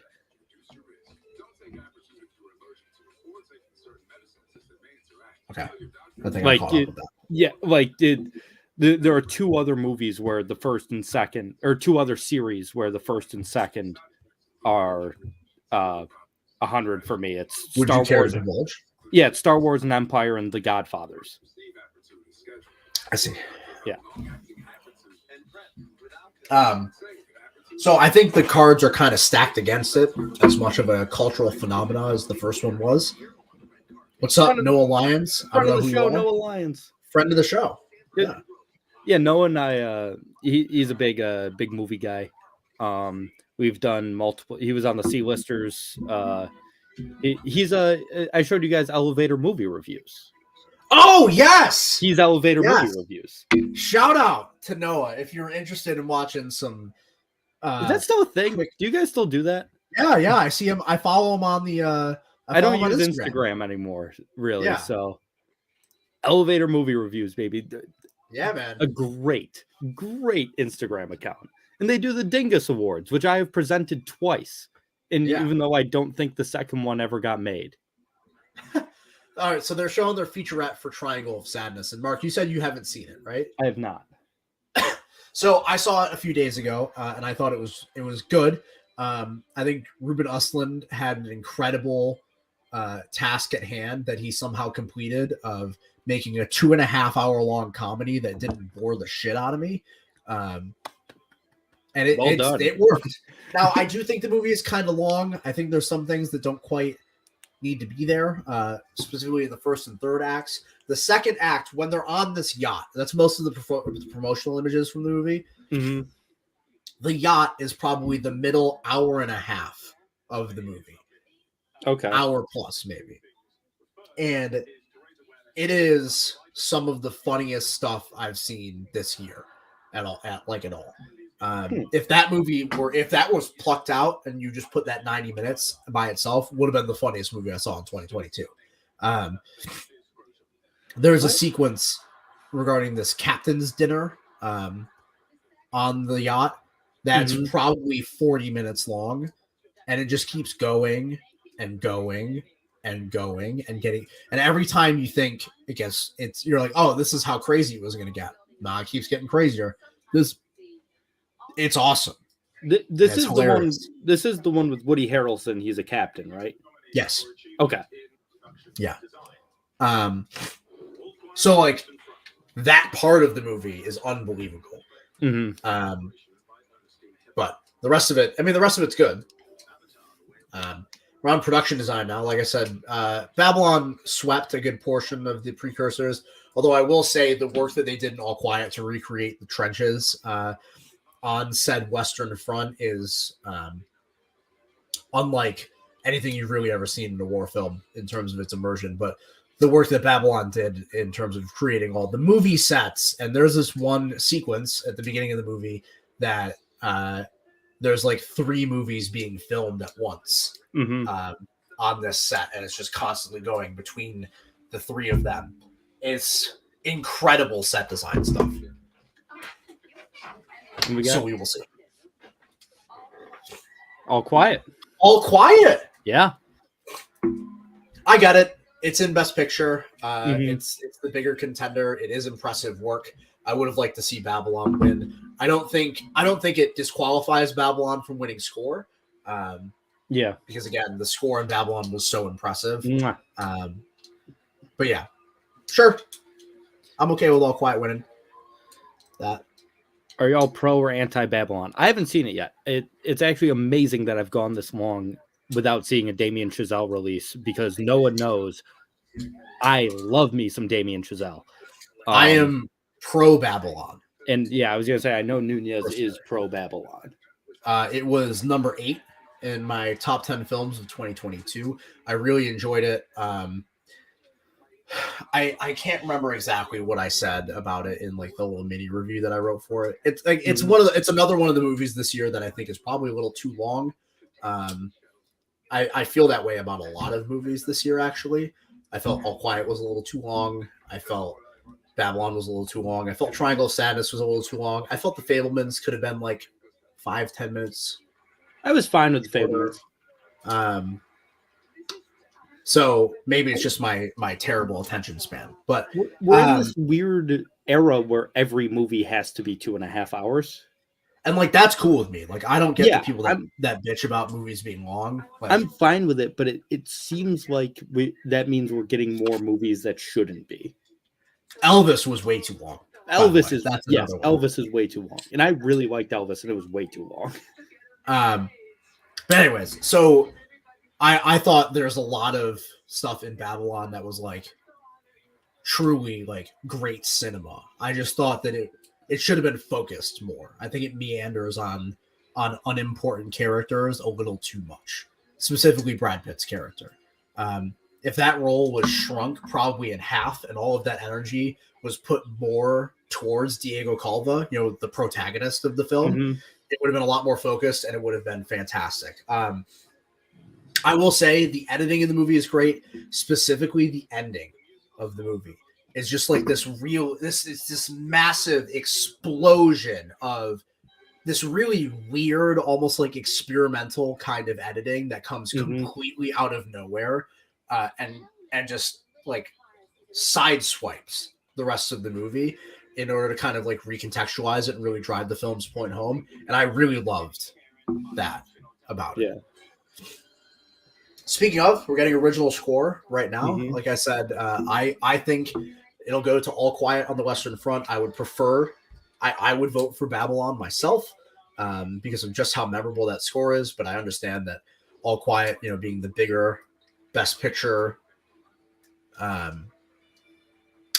contender and also having a fairly, memorable score itself. Sure. Right. Like it's a good score. I'm not necessarily, I'm not against it or anything like that. But we will see. Also, this is like the 58th nomination for John Williams. Yeah. It's just a ridiculous number of Oscar nominations.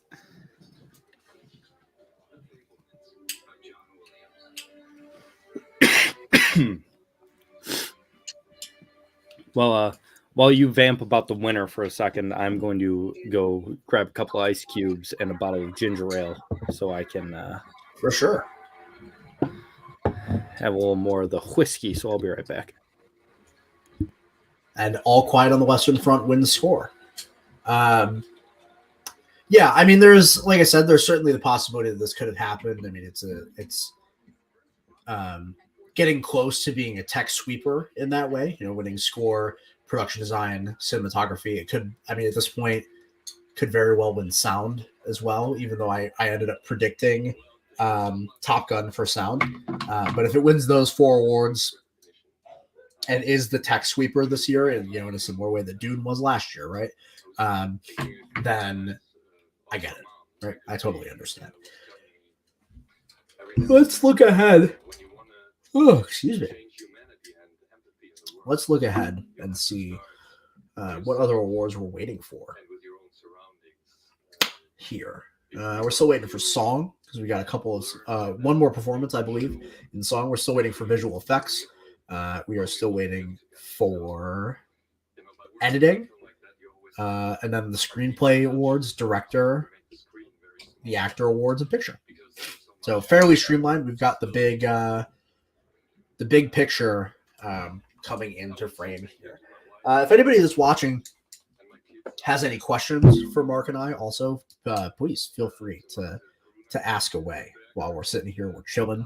We're watching the Oscars. And I'd like to take a reminder also to remind you to follow us on Twitter at Hot Stove Pod. It's at Hot Stove Pod on Twitter. Then here on the YouTube channel, make sure to like the video, comment on the video if you feel like commenting. Subscribe to the channel as well, and hit the notification bell once you do subscribe so you can get notified whenever we put out new episodes. Like this week, we've got our episodes for the rest of March pretty well planned out at this point. This week, we will be doing our NCAA March Madness selection show that we've done, and this is our 4th year doing it, where we will be sitting down and making the picks of every game in the NCAA tournament. And then next week, we will be doing our Hot Stove Madness episode. If you go back a couple weeks, we did each of us submitted 4 films that we're watching, and then we're going to be putting them into a random bracket and doing that. So that's in a couple weeks. That's next week, and then the following week, the last week of March, we will be doing our MLB season preview. It's a big episode for us. We do it every year. Right before the season starts, we will be given a preview of the big things to know in Major League Baseball this upcoming year. Which player in the World Baseball Classic would be the best actor? Javi Baez. He's been acting like he's been good at baseball for a long time. Ooh. I don't know, but I saw a clip earlier where somebody was asking a bunch of players from the World Baseball Classic who their celebrity doppelganger was. And Salvador Perez had a great answer. His answer was The Rock. So I'll go with Salvi. Yeah. Yeah, I think Salvi would be a good one also. We're talking about the new one? I haven't seen it. Yes, so. I haven't seen it either. I've heard it's fantastic. Is it better than Paddington 2? Probably not. So. No, actually, that's a great question for him because Noah's the biggest Paddington 2 fan I know. All right, so which one's better? Puss in Boots, The Last Wish, or Paddington 2? The people need to know, Noah. The people need to know. The streets are wondering, right?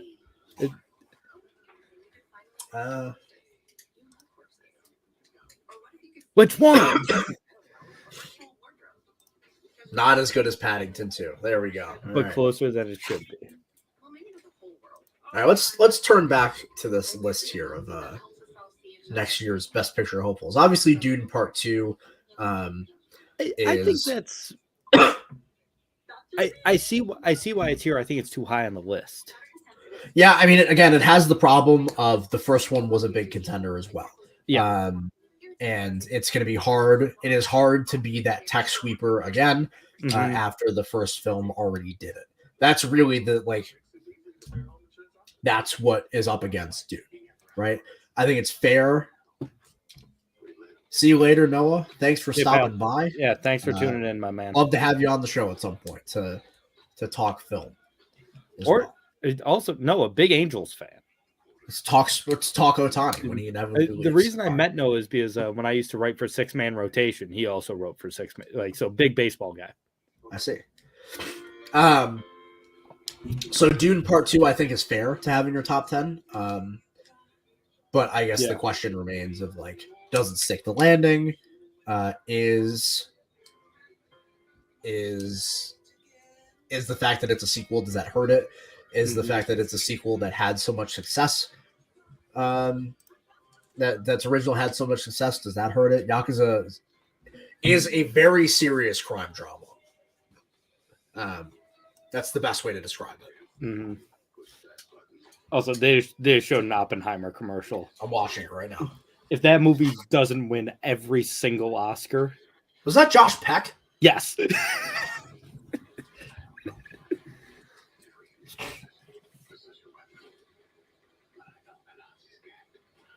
Yeah, this looks like my kind of shit. Yeah, it comes out the same day as Barbie. Well, so you know what's funny? Next on this list is Barbie. I would. Barbie's such a wild card. I would love if Barbie was in the conversation for all these awards. I find it highly unlikely. Me too. Just like to point that out. I want nothing more than Barbie to just randomly sweep an Oscars. That would be so funny if the goddamn Barbie movie did everything. If for anything else, Barbie has genre against it. Yeah. But I've said it before, I'm so interested in how this movie is going to turn out because we know nothing about it, and there are so many talented people behind it. Have you seen the trailer for this? No, buddy. There's a teaser. I don't want to watch it. I just want to watch the movie. Well, it's only a teaser, and it shows nothing about the actual movie. They recreate the ape scene from 2001: A Space Odyssey, except it's babies with dolls. That's hilarious. And then the monolith is a giant Margot Robbie. It's fantastic. It's one of the the music's playing. Everything is recreated. It's so funny. Listen to this. The one-line synopsis on IMDb. To live in Barbie Land is to be a perfect being in a perfect place, unless you have a full-on existential crisis or you're a Ken. What the hell am I going in? I don't know. You're smoking crack if you think I'm not doing an Oppenheimer Barbie double feature. I hope they play that. I hope that's the double feature they do that weekend at the drive-in around here. So I spent 6 hours at the drive-in watching Barbie and Oppenheimer back to back. I will be seeing these movies. Oppenheimer is going to be 3 hours long. Oh yeah. Yeah. I'm seeing these back to back, and I'm going to enjoy every single second of it. Yeah, that's hilarious. I find it unlikely that Barbie ends up even really sniffing the Oscars outside of production design, costumes, makeup, that kind of thing. But I'm so interested in how this movie is going to turn out. Next up is a movie I didn't know that was coming out, and it's a new adaptation of The Color Purple. I had no idea. I didn't know either. Again, you got 4 people down for Best Supporting Actress? Well, see, this is the problem when you're thinking about it, is that it's an ensemble, so you don't really know who to zero in on in that way. So I could definitely see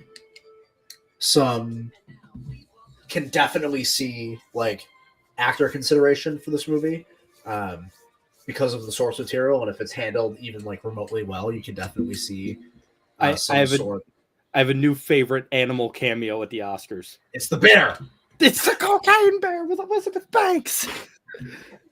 But I mean, I'm a little skeptical that outside of like your actor consideration and screenplay, like this seems like a movie that could if it's good, could pretty easily get into adapted screenplay.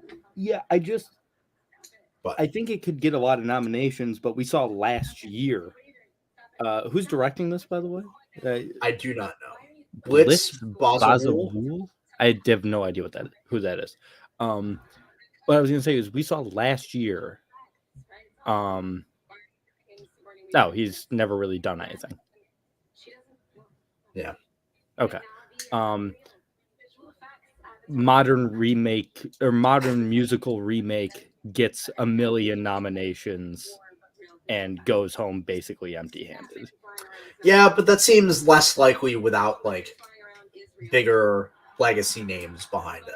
Like we saw it last year because it was Spielberg doing West Side Story. Like, you know what I mean?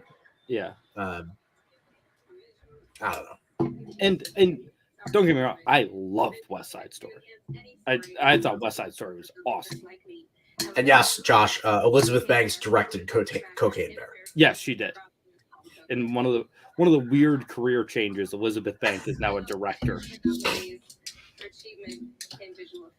This is visual effects. It's Avatar. Here, it's the Avatar Award. Yeah. You know? Yeah. So what's next? Oh, next on this list is Ridley Scott's Napoleon. I'm going to go ahead and say no. Really? Yeah. I'll say if the movie's good, I'll say it can get in like backdoor kind of way, because like it definitely, like, think about it this way. Is Joaquin Phoenix getting nominated for this movie? Yes. Yes. If the movie's good, is it getting nominated for screenplay? Probably. If both of those happen, it's probably getting nominated for Best Picture. Yeah. You know? Well, I'm just saying no, like, I don't think it actually stands a chance. Yeah, I don't know. I don't know. Ridley Scott has certainly had a career in the last few years. This guy, no one makes more movies than Ridley Scott. This man's directed 500 movies. And no one makes him more inconsistently. I mean, this man had The Last Duel and House of Gucci come out in the same calendar year. The guy made Gladiator. The guy made Alien. Speaking of, did you know that Guy Ritchie has 2 movies coming out in like the next 3 weeks? No. He just had one. I knew Operation one Fortune. of them. Yeah. Is that the Statham one? Yeah, that's him. And then he has another movie coming out like early next month called The Covenant that I didn't know existed until last week. It's like a war action movie with Jake Gyllenhaal trying to go in to like, I don't know, some Middle Eastern company and extract an interpreter. Like, and I saw it and it looks like shit. I don't think it looks very good, but like it's a Guy Ritchie movie. But wait, speaking of inconsistent directors, and the guy did Snatch, Lock, Stock, and Robin Hood. I mean, I was just more surprised. He also directed Aladdin. I was more surprised that Aladdin wasn't bad. Aladdin sucked. It was fine. I was just more surprised that he's got like 2 movies coming out in like the next month. Was it Robin Hood or King Arthur? Which one did Guy Ritchie do? Oh, I don't remember. They were both. He did one of the 2. Yeah. Yeah, I don't know. Ridley Scott's just, who knows with Ridley Scott anymore. Next up is a movie that has been in post-production for I think the last 3 years, and that is Taika Waititi's Next Goal Wins. About I believe it's the American Samoa soccer team. Mm-hmm. I feel like the time for this movie is kind of past. I didn't know they lost 31-0. You can definitely see a world screenplay, Michael Fassbender. It's a fun sports dramedy, inspiring tale. Yeah. About lovable losers, but I don't know. I don't really. I don't know. Not as a best picture contender. No, It'll probably be fun, but it's been around for so long that I think people stopped caring about it. Yeah, I think. And Next up, Killers of the Flower Moon. We already talked about that. Love Will Arnett. Are we ready to put Will Arnett in Best Picture nominated movies? I don't know about that. I really like Will Arnett. Arguably the best Batman as the voice of the Lego Batman. Yeah. Next up, Killers of the Flower Moon. Real meaty shit from Scorsese this time. Just gonna show that one quick, Josh. They missed I'm very excited for I it. can't wait for yada this. yada yada. Right. It's my favorite director. He's back. Next up is Niad. I'm not familiar. Nope. Jodie Foster and Annette Bening are in it. Oh. Yeah. Okay. Seems to be a biopic. Oh, it's a biopic about the lady who tried to swim from Cuba to Florida. Yeah. Sure. True story. Annette Bening could definitely be in the best actress race for said thing. Next up, David Fincher's The Killer. I knew this was being made. I know nothing about it. It is a comic book adaptation about an assassin and his psyche. I'm very excited for it. I love David Fincher. It's coming to Netflix. Yeah, that's where I saw it in their Netflix does the like their look ahead to all their movies coming out and stuff. I saw something about it in that, but yeah.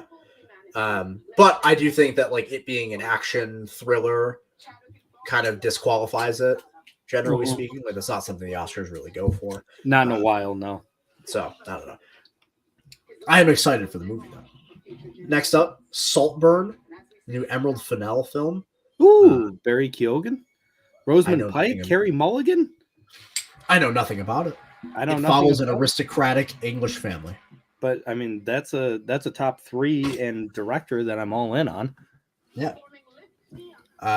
We've got Ferrari, Michael Mann's Ferrari, which put Adam Driver in more movies about Italian people, please. You know, I'm excited. Yeah, Michael Mann's directing it. Shit, count me in. Yeah, I'm always back. And just thinking, Emerald Fennell and Carey Mulligan, just thinking about that, I still think Promising Young Woman should have won Best Picture. I love that movie. That was my favorite movie of 2020. Love that movie. Anyway, continue. Next up is Wish, the new Pixar film. Or a new Disney animated film, I should say. I don't believe it's Pixar. It's not Pixar. I believe the next one, Elemental, is Pixar. I believe so, yes. We have a biopic about Shirley Chisholm, Regina King, Best Actress. Okay, that's going to be in there. Lance Reddick, yeah.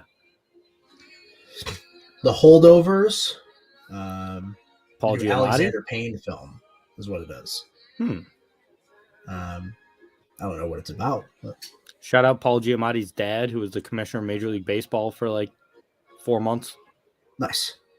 We have a movie called the next Yorgos Lanthimos film. Oh, I know exactly what this movie is. This is, I believe what this is his adaptation. I don't think it's been updated, but I believe it's his adaptation of the hell is the name of the book?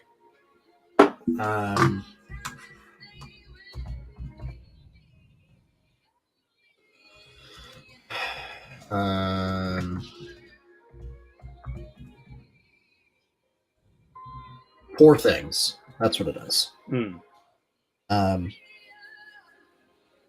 And this cast is it's a 1992 novel. I think that's what this is.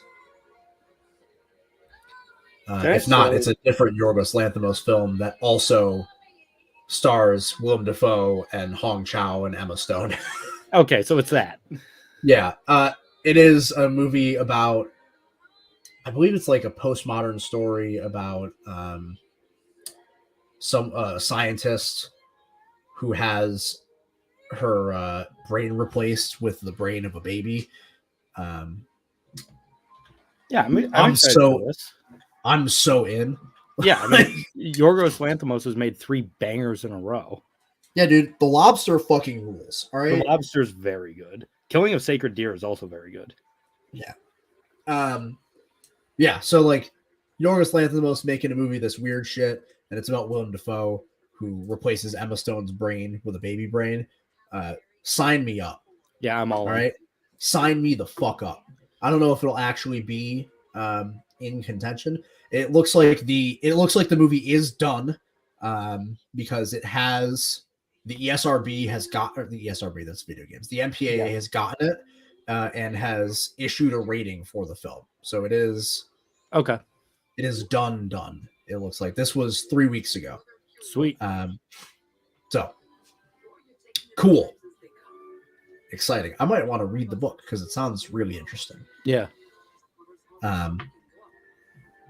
Boom, right? New Yorgos Lanthimos film. I'm in.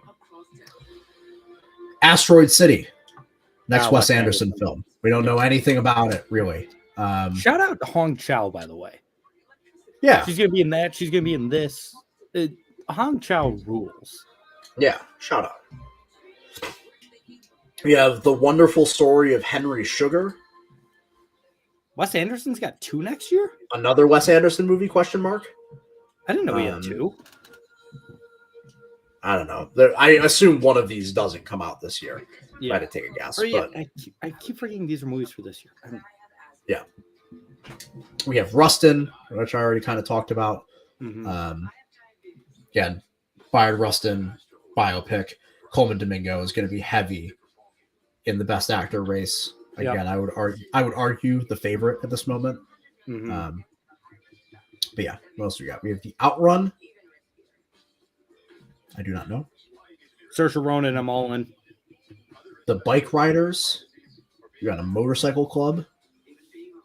Jeff Nichols film. Mm. Austin Butler stars with Tom Hardy and Michael Shannon. And Jodie Comer. Oh, yeah. Love that. Sure. Yeah. You have a movie called Leave the World Behind. Oh, no, this is Poor Things. So it's another movie that Yorgos Lanthimos has in production. Also with Margaret Qualley, Emma Stone, and Willem Dafoe.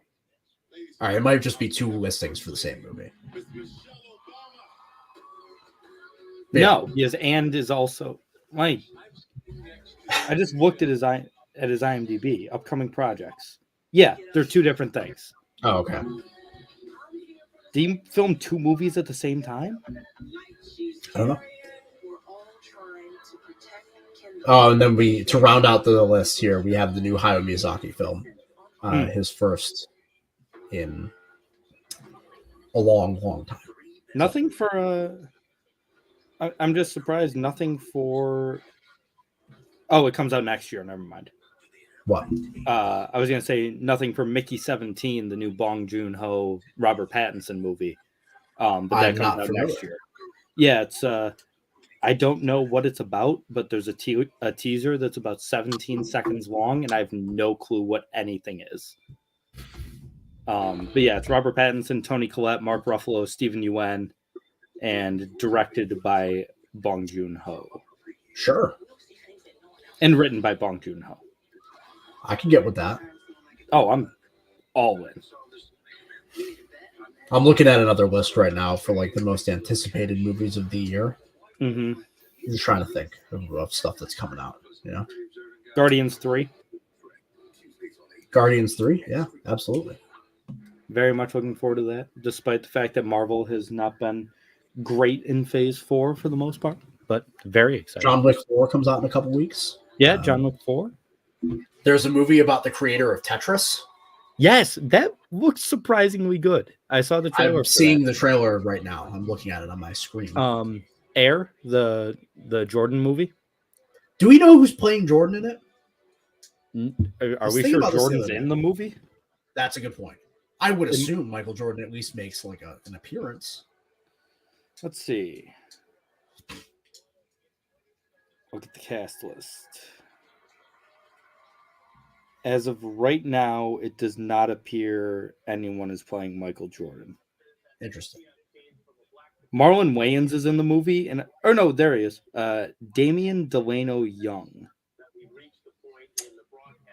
I do He cannot He has recognize that name. been in two things.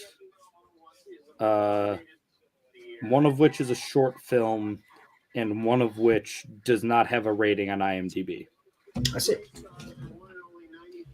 And he doesn't look exactly like Michael Jordan, so who knows? Yeah. I shared my screen again for another. This is a Rotten Tomatoes article about the most anticipated movies of the year. The Super Mario Brothers movie. I think it's going to be good. I think the Mario movie is going to be good. Okay. The Chris Pratt voice is a little weird. Because he's not doing a voice. He's just going, I'm Mario. Jack Black as Bowser is perfect. Yeah. And Charlie Day's Luigi is also very good. So I think this movie's going to be good. Oh, we've got screenplay coming up. Yes. By the way. Original, I think it just goes to Everything Everywhere. But if we look at adapted, Best Picture contention would tell you that All Quiet wins, but war movies don't really tend to win. It's not a particularly righty movie, and Women Talking has won. Women Talking this is like the only thing that's come along for the ride with that movie, generally speaking. So I predicted Women Talking to win. Let's see what I did for adapted because I honestly don't remember. It doesn't matter anymore anyway. I mean, I am. By the way, Florence Pugh, respectfully. Oh, respectfully. Andrew Garfield, respectfully. Facts. With the phrase, let's put my mum in the Matrix.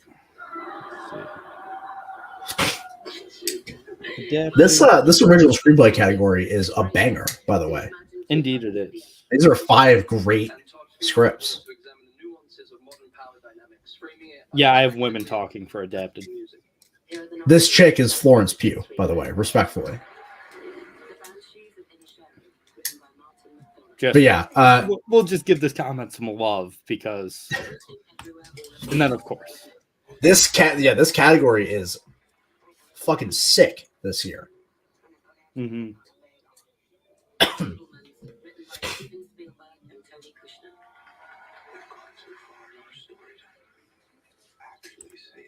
Yes, she was in the Harry Styles movie, which was fine. Don't Worry, Darling is fine. Don't listen to what the people said. It should have been better. The original script was better. And the Oscar goes to Everything Everywhere. Everything Everywhere wins original screenplay. Yep. Everything Everywhere is going to win director. Best picture.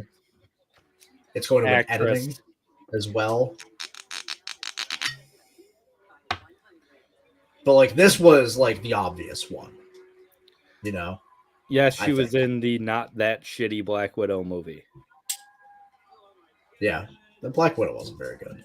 It was mediocre. Well, then again, I gave it bonus points because I give any movie bonus points if it has Ray Winston in it. Yeah. I fucking love Ray Winston. Whenever he pops up, I'm like, yeah, my guy. We're scrolling through this list, by the way. Next up, Beau is Afraid, which comes out in the middle of April. Oh, the Ari Aster one? Have you seen the trailer for this movie? Yes, but not with the sound on. I've seen it a couple of times, and I still don't really get it. But Nathan Lane's in it? It looks so interesting, like so unbelievably interesting. That's Ari Aster. And I'm obviously going to be there opening weekend. But it is, yeah, I mean, this synopsis kind of gets it. It's a movie about a guy trying to get to his mom. And some crazy, fantastical shit happens, apparently. I just gotta say, it's not going to win. I would love if Glass Onion took this right now. Adapted? Yeah, Yeah. I really liked Glass Onion. Oh, Dan Kwan is wearing his jacket's awesome. I forgot. Yeah, It's got the same. Dan Yeah. Kwan's got the same. His jacket's got the same pattern and lettering as Michelle Yeoh's jacket at the end of the movie. Yeah. I just realized I made my top 10 movies of the year before I saw Glass Onion, so I have to put Glass Onion in there. Oh. It's going at number 6. What is that? So it's going at number 6. I'm bumping everything else down.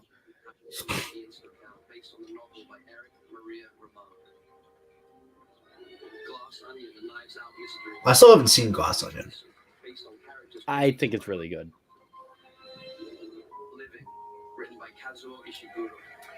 I'm not putting that comment on screen, Josh.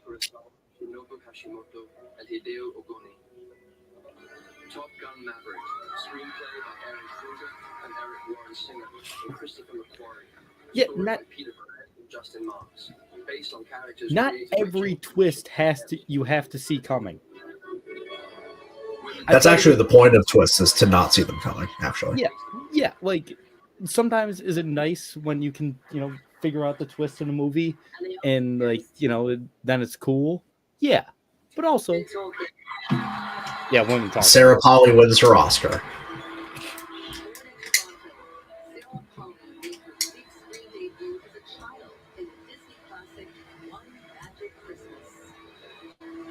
Yeah, I think Glass Onion's good.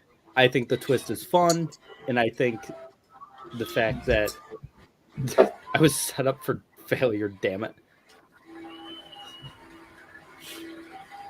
It's a Clue movie, and I didn't have all the evidence. Yeah, that's the point. It's called subversion. Yeah. Yep.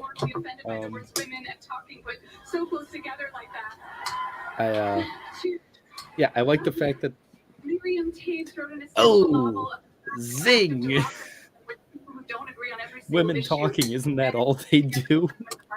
Forward together, free of violence. They do so not just by talking, but also by listening. The last line of our film is delivered by a young woman to a new baby, and she says, "Your story will be different from ours." It's a promise, a commitment, and an anchor, and it's what I would like to say with all of my might to my three incredible kids, Eve, Isla, and Amy, as they make their way through this complicated, beautiful world. Thank you to the best man I've ever known, David Sandomirsky, for giving me the optimism to believe we can and will do better. Dee and Francis McDormand, thank you for letting me stand on your shoulders and making this space for me. We have the most incredible cast and the most incredible crew, some of whom are here tonight. Please stand up if you're there or if you're in the nosebleeds. And everybody at home who worked on this film. Oh my God. I accept this on all of our behalf. Thank you. Thank you. Wow. I recognize her. She's an actress, right? Yes. She was. I saw somebody just tweeted, "You should not be allowed to be in Halloween Ends and win an Oscar in the same year. That should be illegal." Oh, she was in Zack Snyder's Dawn of the Dead. Okay. Thought you looked familiar. What else has she written?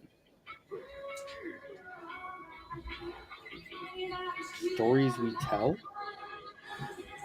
It's a documentary. Away from Her? I'm not familiar with her work, I'm going to be honest. She was nominated for Away From Her. I can't remember what year that came out in. But. Zack, you just sent that picture in the hot stove chat, and that's I saw that a couple of days ago. It's very funny. Yeah. It's Brendan Fraser in The Whale as a Na'vi. Yeah. If anybody's wondering. Also, how about this run that Francis McDormand is on? Women talking, Nomadland, Three Billboards, Isle of Dogs, French Dispatch, Macbeth. Isle of Dogs is mid. I agree Isle of Dogs is mid, but it won didn't it win Best Animated? Yeah, it might have. I don't really know. I don't think so. It was probably a Pixar movie that year. Yeah, it was nominated but didn't win. Yeah, I think Isle of Dogs is boring as shit. Hail Caesar, which the people will say is bad, but I think Hail Caesar is good. The people will tell you that Hail Caesar is a lower tier Coen Brothers movie. The people are wrong. The people are right. It is a lower tier Coen Brothers movie. Hail Caesar rocks. I saw that movie in theaters and hated it, and then I saw it again like 2 years ago, and I was like, I was very wrong. Nice. Evil Dead Rise. Oh yeah, I forgot that there's new Evil Dead coming out that Sam Raimi is not involved with, so I don't care. Nah, the trailer looks like a banger. I'm in. I didn't see it. I'm so in. Ghosted. Looks like a nice romance. Yeah. Chris Evans and Ana de Armas. Sure. Oh, but Adrian Brody's in it. Dexter Fletcher, boo. See, this is what I was talking about. Guy Ritchie's The Covenant. Yep, no idea what this is. I don't know. Saw the trailer for it like last week. I had no idea the movie existed. Guardians, yes. I forgot about Fast X. Do you think they go? May? Do you think they go into the core of the Earth this time? I think they're actually taking a page out of the Marvel book and doing multi-dimensional travel. Okay, that would be awesome. I would appreciate that, honestly. You got the Little Mermaid. Don't care. The teaser for earlier. Got Spoderman. Hell yes. Got the new Transformers movie. Have you seen the trailer for that? No. Looks pretty good. Yeah. They're doing the Beast Wars thing. So listen, I am on record. I fucking love Transformers. Uh-huh. The Michael Bay movies, whatever. Okay. The first one's good. The rest of them stink. I understand. Bumblebee, banger. Absolute banger. This looks like it's going to be a banger. Nice. I believe Ron Perlman is Optimus Primal, which nice. is sick. That is very sick. Yeah. Got the new Pixar movie, Elemental, The Flash, which I cannot believe is being released. Like I can't either. It looks really good. Ezra Miller might be able to kill somebody, and Warner Brothers would still put this movie out. I agree, but did you watch the trailer? I did. I think it looks really good. I didn't pop the way that most people did. Most people were like, "Oh, all the Batmans are in it. Time to fucking nut." Also, like, that's cool, but you know, I heard a rumor. This has not been confirmed.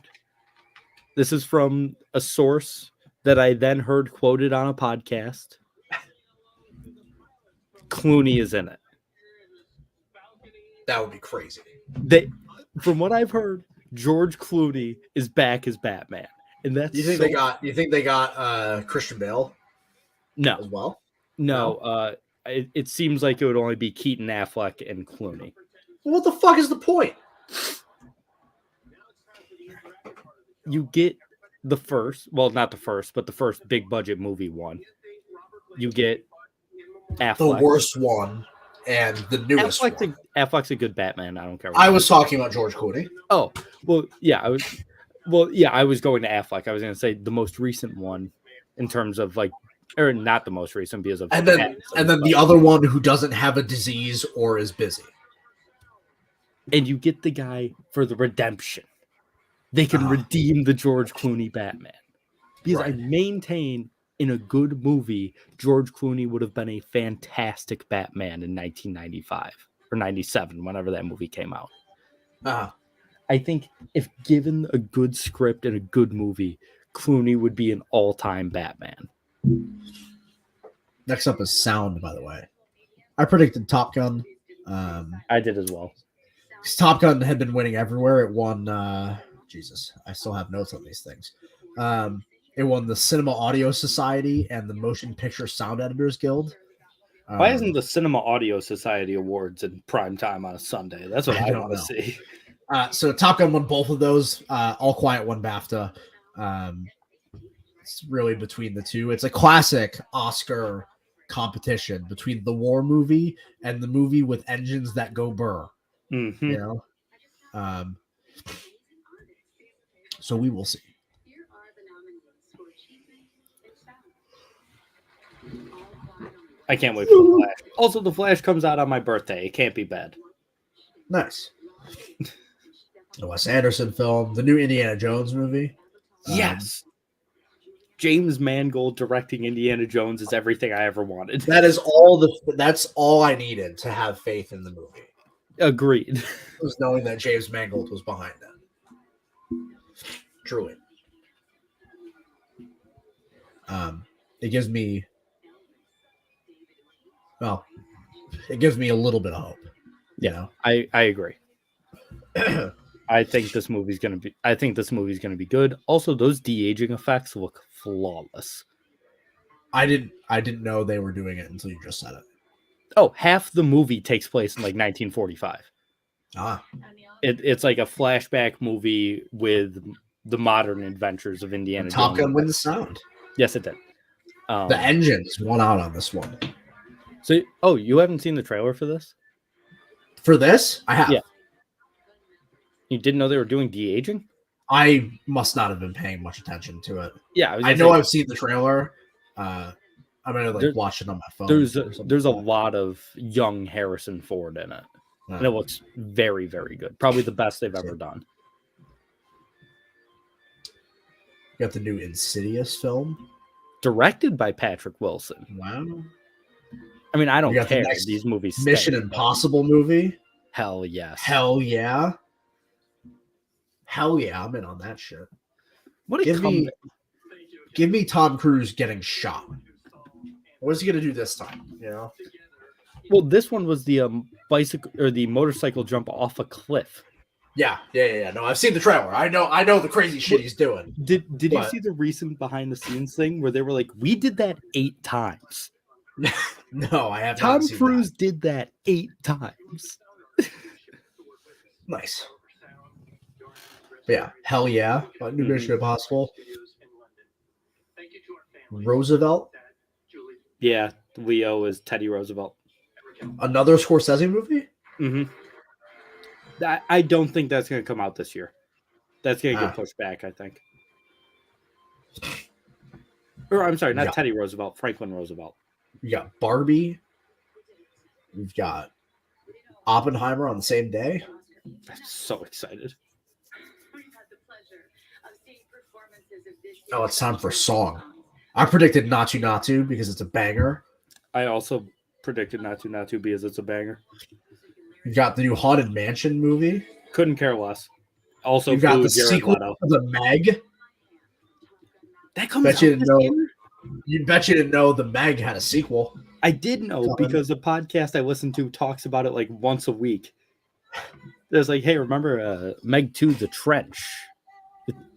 Yeah. I had a great time watching this movie, The Meg, in theaters when it came out. I didn't see it in theaters, but The Meg is surprisingly fun.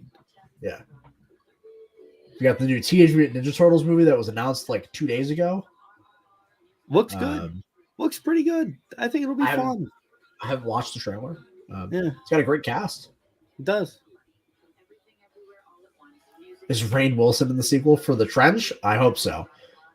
Or for The Meg? Didn't he get horribly eaten? I don't care. I'm pretty sure Rainn Wilson was just devoured by the Meg. Don't care. He's back.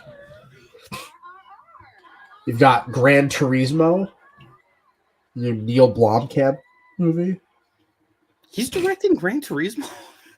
Sure. Yeah. I didn't even know that. Also, shout out RRR. And shout out Natu. Yeah. Sorry. Blue Beetle. We've got The Equalizer 3. Didn't know they were making a third one of that. Didn't know Antoine Fuqua, that's what he was doing. Yeah. Didn't know that. The Nun 2. Boo. Next Goal Wins. We've got Craven the Hunter. Aaron Taylor Johnson as Craven, yes. David Gordon Green's next attempt at butchering a classic horror franchise. Oh my The Exorcist. God. They're making why? Why? Is it a sequel? No, it's a remake. It says The Exorcist Oh, is it's a a follow-up. Oh, So it's a legacy sequel to The Exorcist. I was just about to say that I have more faith in this than in the Halloween, and then I read that. And now I hate it. Leslie Odom is in fact a hot toddy. Also, we have a known Scientologist on the screen presenting an award right now. Tom Cruise? No, he's not there. An even worse one. I'm not there yet. John Travolta. John Travolta. Hidel Dazim. I can't believe they invited him back to speak after that. So, in this industry, we have the rare luxury of getting to do what we love for a living. Oh, he's doing the in memoriam because of Olivia Newton-John. Ah. We come to love. And since tonight is a celebration of the work and the accomplishments of our community in this past year, it is only fitting. Let's take a moment to remember who died in 2022. At least I think he is. I assume. That's what it sounds like. Both in front of and behind the camera. This is definitely going to remind me of people I forgot died this year. Yeah. That shared and informed us. They've touched our hearts. They've made us smile and became dear friends. Who we will always remain hopelessly devoted to. Josh, I didn't see it. I think it was Janelle Monáe. Oh, was it? I think so. That was a very special performance. Please welcome the incomparable Lenny Kravitz. I didn't know when He said the word again. Because he called Idina Menzel the wickedly talented. Yeah. I didn't know Lenny Kravitz played piano.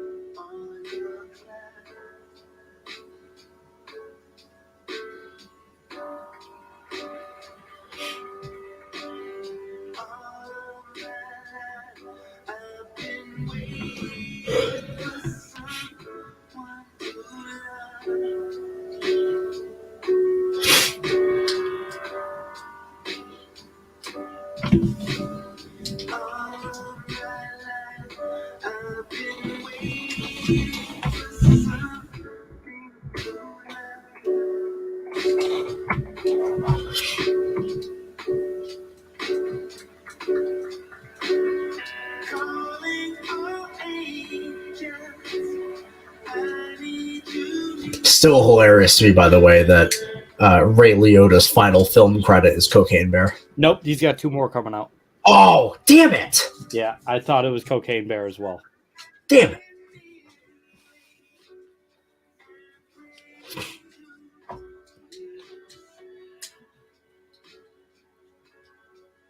Man filmed like 8 movies right before he died. I thought he was the last one. No.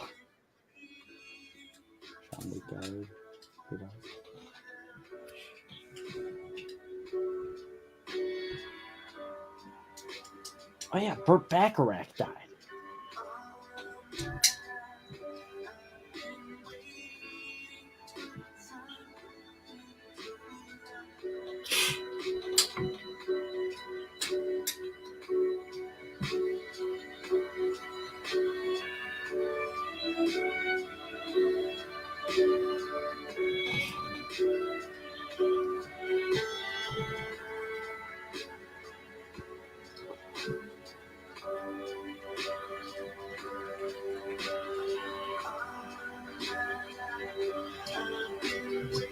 They showed a guy that I swear is a Fred Armisen SNL character. You'll see it in a second. We'll see if you know what I'm talking about.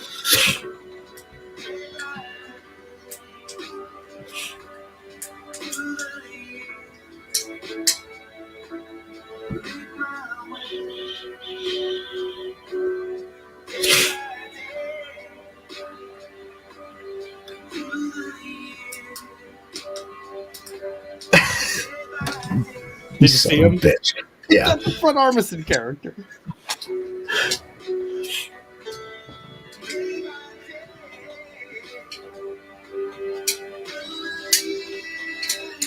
Is there an in memoriam segment in recent memory that you remember that was typically or like particularly hard to watch?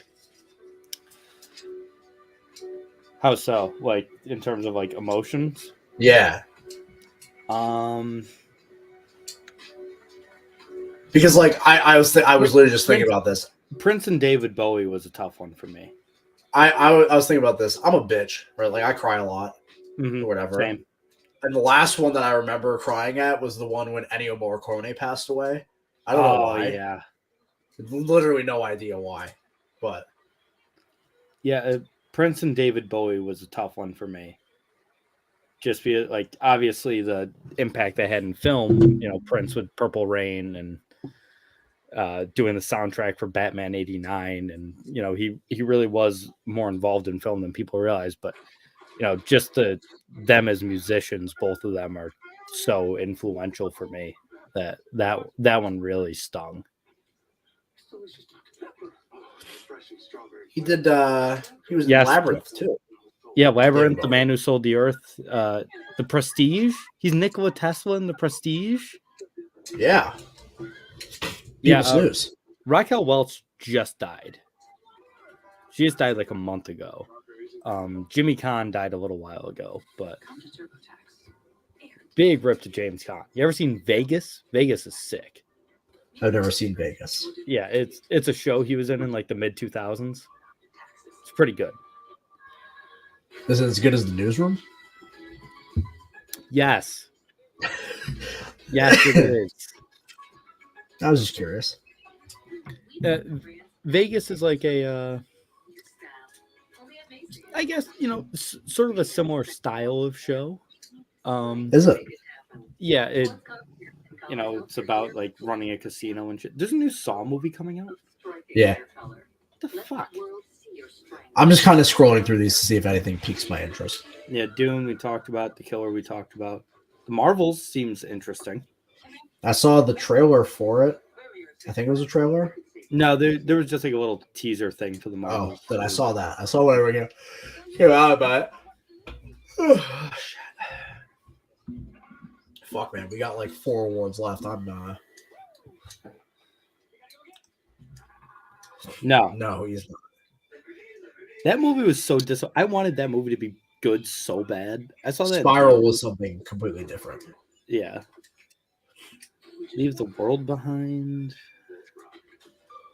Timothy Chalamet playing Willy Wonka. I'm in on that. The movie that the Weekly Planet podcast has dubbed Jonka because it's just going to be Joker starring or surrounding Willy Wonka instead of the Joker. That's very funny. Rebel Moon, Zack Snyder's Star Wars. Yeah. Yeah. Legally Blonde 3. Yes, I heard about that. Nice. We're back for the home stretch. I believe director is next. Oh, editing. Sorry. Editing, yeah. Editing, an award I expect to go to Everything Everywhere. Editing. This is another interesting thing. Everything Everywhere wasn't nominated for sound, and usually to win editing, you have to at least be nominated for sound. But I will say that Everything Everywhere has won plenty of the precursors, and it even won the BAFTA for editing. And I say even won the BAFTA because the BAFTA for editing was the only award that Everything Everywhere won at the BAFTAs. It won nothing else. and yet they still gave it to the editing in that film. So Here's the thing: the Oscars don't know how to give out editing Oscars. yeah, but this one's simple. Like they do when it's simple. You know what I mean? There's no way you can confuse the editing. The editing and Everything Everywhere was like so manic and flashy Yeah, that like you can't even give it to the music movie, you know? yeah. And like Top Gun isn't nominated. So, Was Or it is not? it? Oh yeah, it is. Yeah, it sorry. was. Yeah, All I was gonna say I could have sworn I just saw it. not Bizzle. No, I've had a few whiskeys, but I didn't think I was that drunk. And the Oscar goes to Everything Yeah. Yeah. Everything Everywhere takes editing. This is the first like true sweep we've seen in almost a decade. Like Yeah, I'm trying to think of the last one. we've got 2 acting awards. We've got screenplay, editing. We're gonna get director and picture. What was the last big sweep? Let me see. I can just look up. So, This is my second film, y'all. This is crazy. I'm looking at. I have to take my wife the most. I looked up 15. Here we go. We got a list on Gold Derby. Here somewhere, I don't know. She'll scream. There she is. It's 15 movies that won the most Oscars. Okay. So Lord of the Rings, Return of the King won 11. No. Titanic 111. Titanic 111. Ben-Hur won 11. West Side Story won 10. English Patient won 9. The English Patient won 9 Oscars? That movie isn't that good. All right, so pause for 1 second. We're predicting Everything Everywhere has already won supporting actress, supporting actor, editing, screenplay. Yep. And then director, picture, and possibly actress. Yeah. That together is 7 awards. Just putting that out. Oh, Slumdog Millionaire won 8. But yeah, so that's 7. So we'll see if it passes any of these. So Slumdog won 8. Amadeus won 8. Gandhi won 8. Cabaret won 8. My Fair Lady, On the Waterfront, From Here to Eternity, Gone with the Wind. And yeah, so there's only 2 movies in the 20th century that have won more than 7 awards. 21st century. 21st century, sorry. Yeah. That have won more than 7 awards. Yeah, and the most recent being Slumdog Millionaire. So it would be the most thorough sweep we've seen in 15 years. Yeah.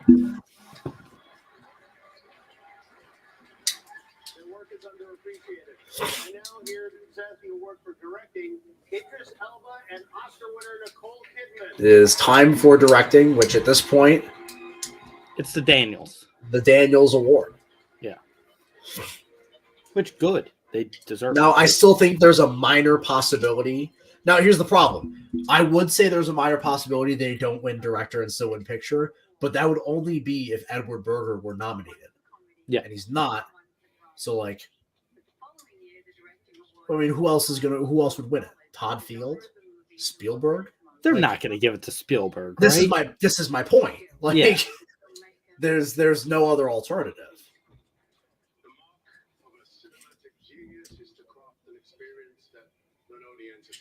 It can't be Spielberg. Yeah, no. Yeah.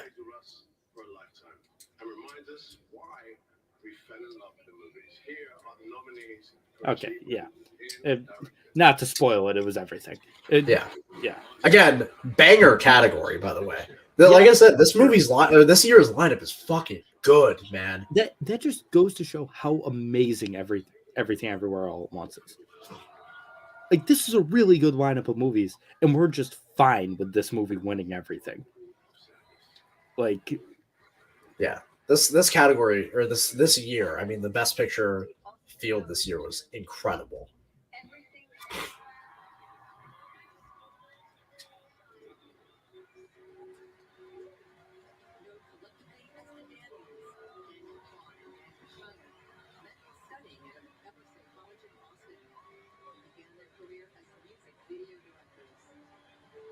Isn't it crazy? Isn't it crazy that you're watching these guys and you're like, "Man, these are the guys that directed the Turn Down for What video." I did not know that. The DJ Snake and Lil Jon song with all the dicks. I know the video. They directed that video. Makes sense, doesn't it? Yeah. I mean, it knocked my fucking headphones off finding out that information, but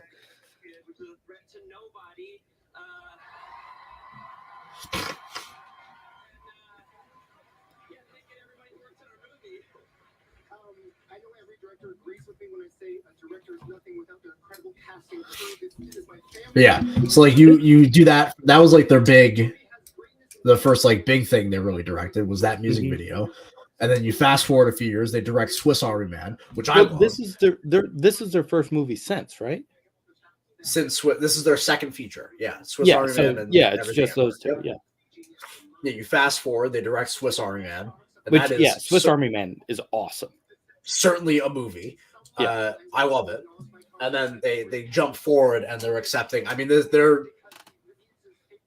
will be accepting 3 Oscars tonight: screenplay, director, and picture. Mm-hmm. My incredible brothers and sisters who helped me survive the chaos of childhood. My friends from high school who taught me sorry, I'm just going. The RCCC, you taught me the liberating freedom of creativity and joy, and your DNA is in this film as well. My incredible son, Gio, you rearrange my DNA every day, and it's awful and beautiful every single time. If you ever watch this, I hope you know that you should never have to live up to this standard. This is not normal. This is kind of crazy. I will love you no matter what.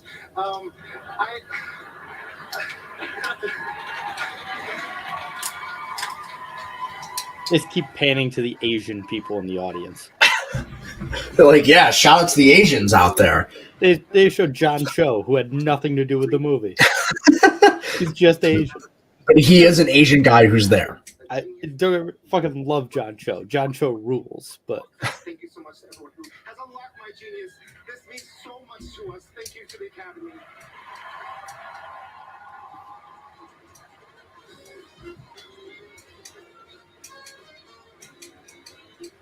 this president showed Donnie Yen.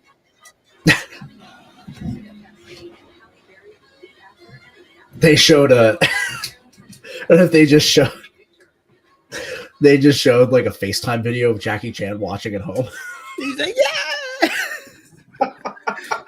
Did show a picture of Bruce Lee's grave.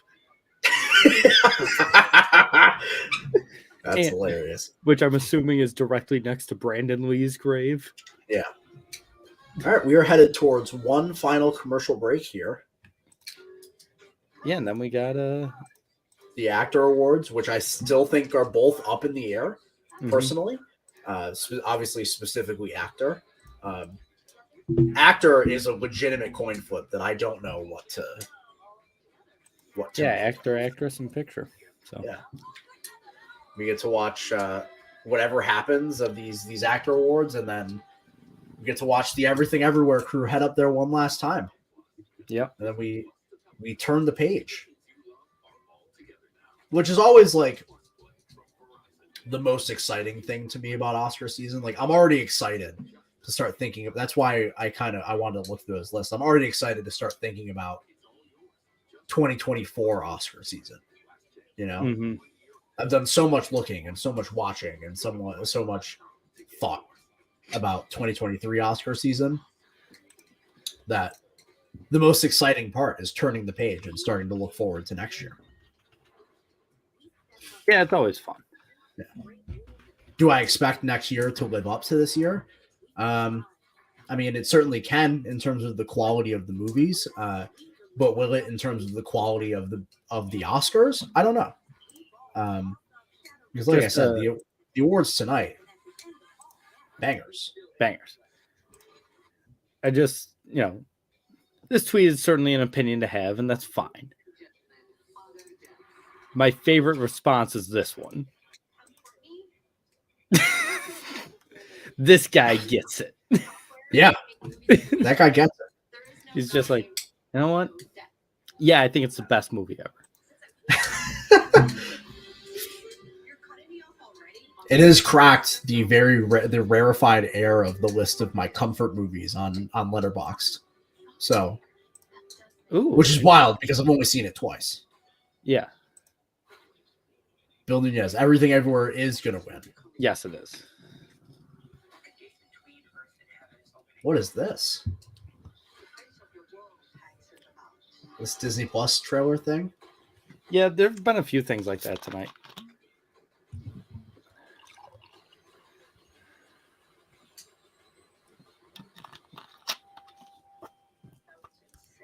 American Born Chinese, and it just has the Everything Everywhere crew in Yeah, it? it's the same cast. It's Michelle Yeoh, Ki Hoi Kwan, and Stephanie Hsu. Oh. Okay.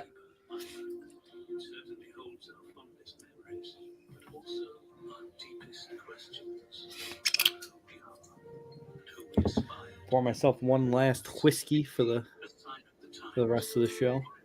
I gotta eat something after we finish this because the only meal I ate today was lunch. If you haven't checked, it's almost 11:30 p.m. Yeah. So, yeah.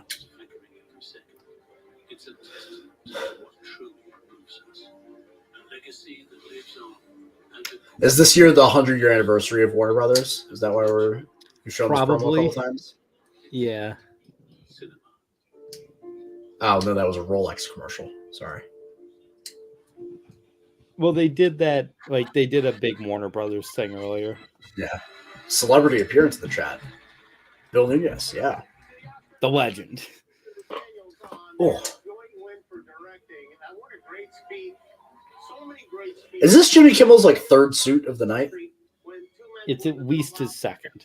I would say, am I smoking rock or did he have No. a black suit on earlier? He did. Oh, respectfully. Jimmy Kimmel. Yeah, I agree. No, you're about to see. Is it Halle Berry? Didn't he say that she was doing the acting awards? Respectfully.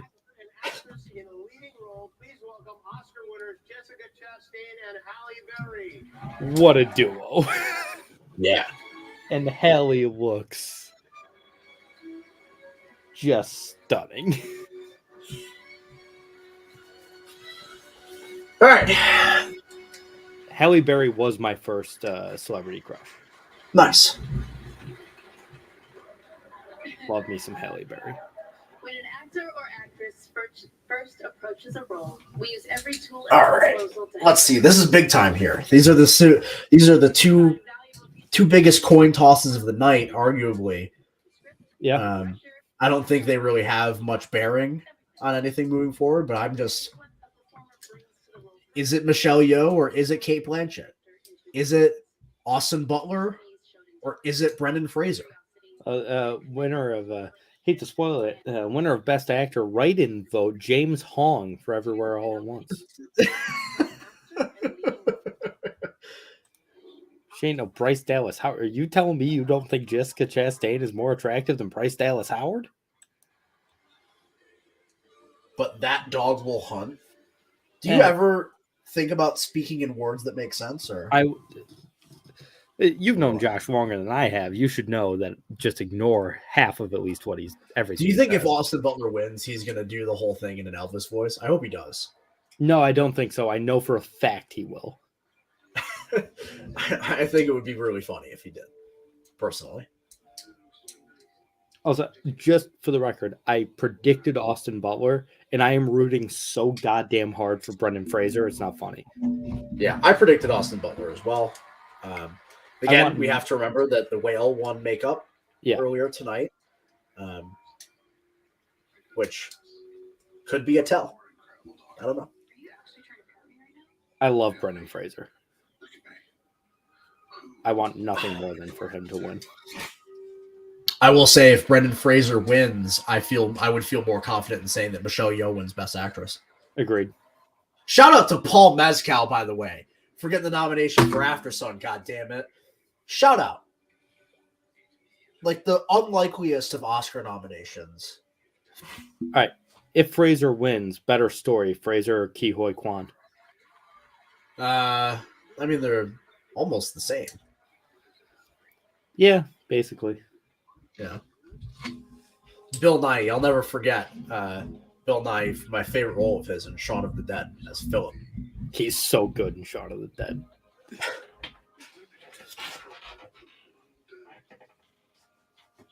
That was a bad joke, Tim.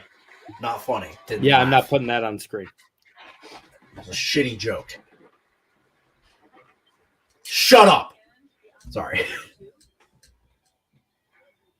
Brendan Fraser. Oh! My Wow. I have to listen to this speech.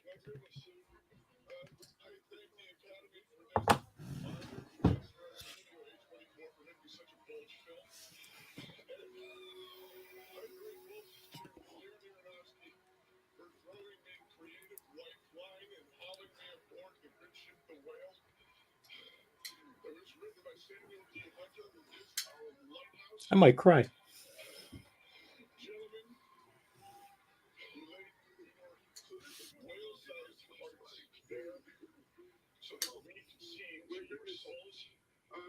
thank the Academy for this honor and for Studio A24 for making such a bold film.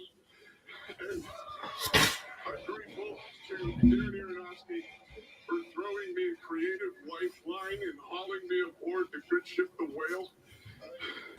It was written by Samuel D. Hunter, who was our lighthouse. Gentlemen, you laid your whale-sized hearts bare. So that That's the second whale pun that he said in the speech. No one else could do. And it is my honor to be named alongside you in this category.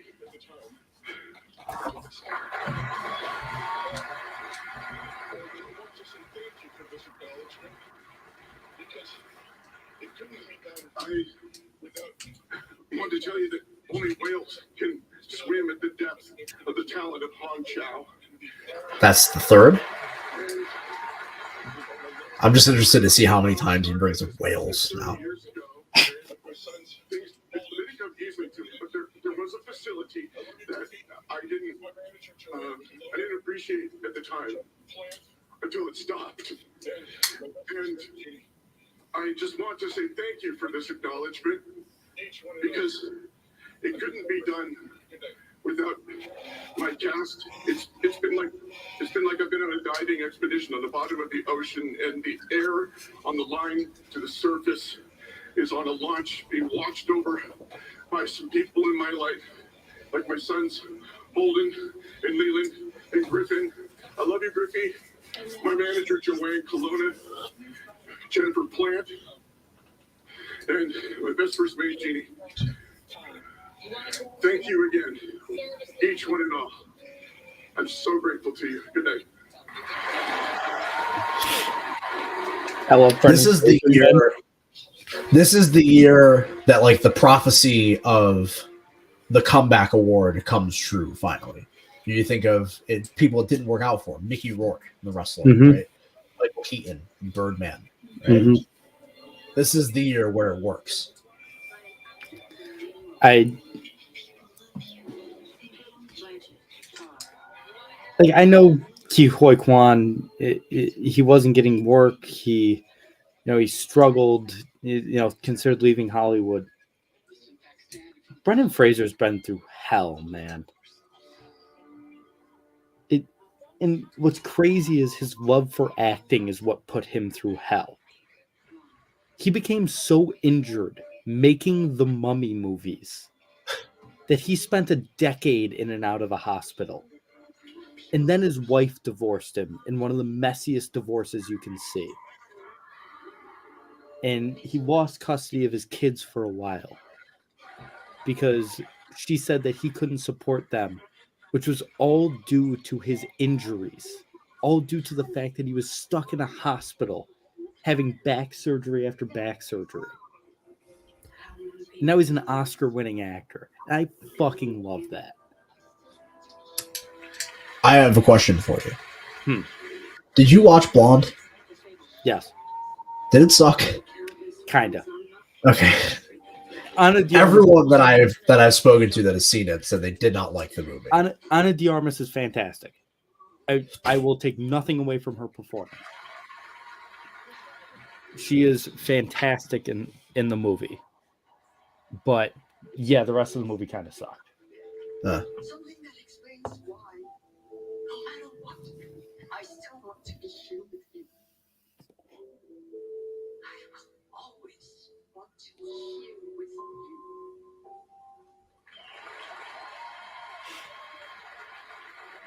My favorite part about Best Actress is like how Cate Blanchett just doesn't want to win.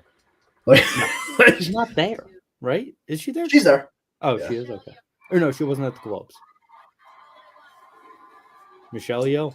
There it is. That's 7 awards for Everything Everywhere. Also very happy she won. I love Unbelievable. Michelle Yeoh.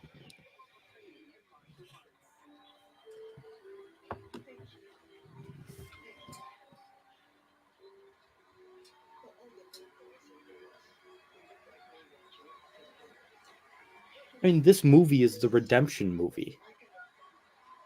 Like I said, this is the year that all of like the redemption arcs and all of the comeback narratives and she's due, he's due, blah blah. Yeah. This is the year that all of that comes back around. And to it's all fruition. one movie for the most part. It's, Yeah. Like Jamie Lee Curtis, like I said earlier, 45 years as a star in Hollywood. Finally gets her Oscar. Ke Huy Quan, all the things he went through, gets his Oscar. Michelle Yeoh, one of the most talented actresses just all around ever. In terms of just straight acting ability, in terms of the physical things she can do, just an unbelievable performer. Finally gets her Oscar. And it's great, and I love it. Anybody tell you you are ever past your prime? Again, the best part of it is that it's like all on top of like you could look at it one way and be cynical about it, right? And be like, oh, 10 years ago, for example, who would have been the acting winners? Say this was okay. The 2010s were weird. Let's say this is 2006, right? Yeah. It's hard to just say that without thinking of the context of the movies that came out then. But say this is 2006, 2007, right? It's Michelle Williams. It's it's Cate Blanchett. Or Cate Blanchett. It is. I keep forgetting Austin Michelle Butler. Williams wasn't supporting. Yeah. It's Cate Blanchett. It's Austin Butler. Mm-hmm. It is probably Carrie Condon. Yep. And it's still Ke Huy Quan. But yeah, like the lead actor and actress categories, I do think change if it's a different year with a different kind of energy around it. I mean, this Oscar ceremony, and in particular a couple of these awards, prove just how much momentum matters in these kinds of things.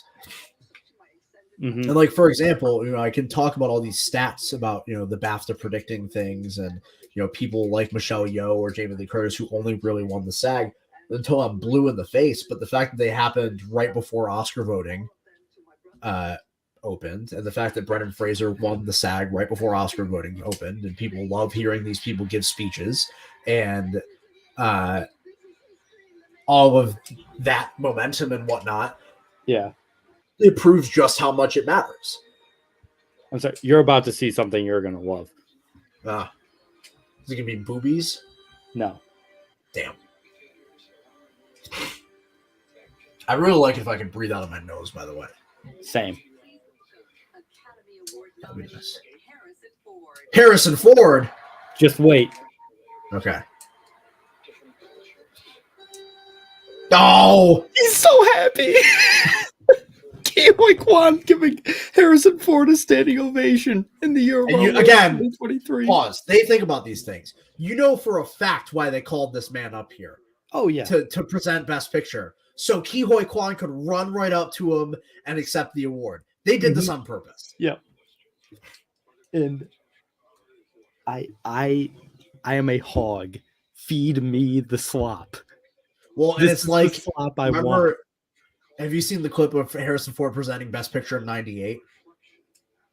No. When Shakespeare in Love beat Saving Private Ryan?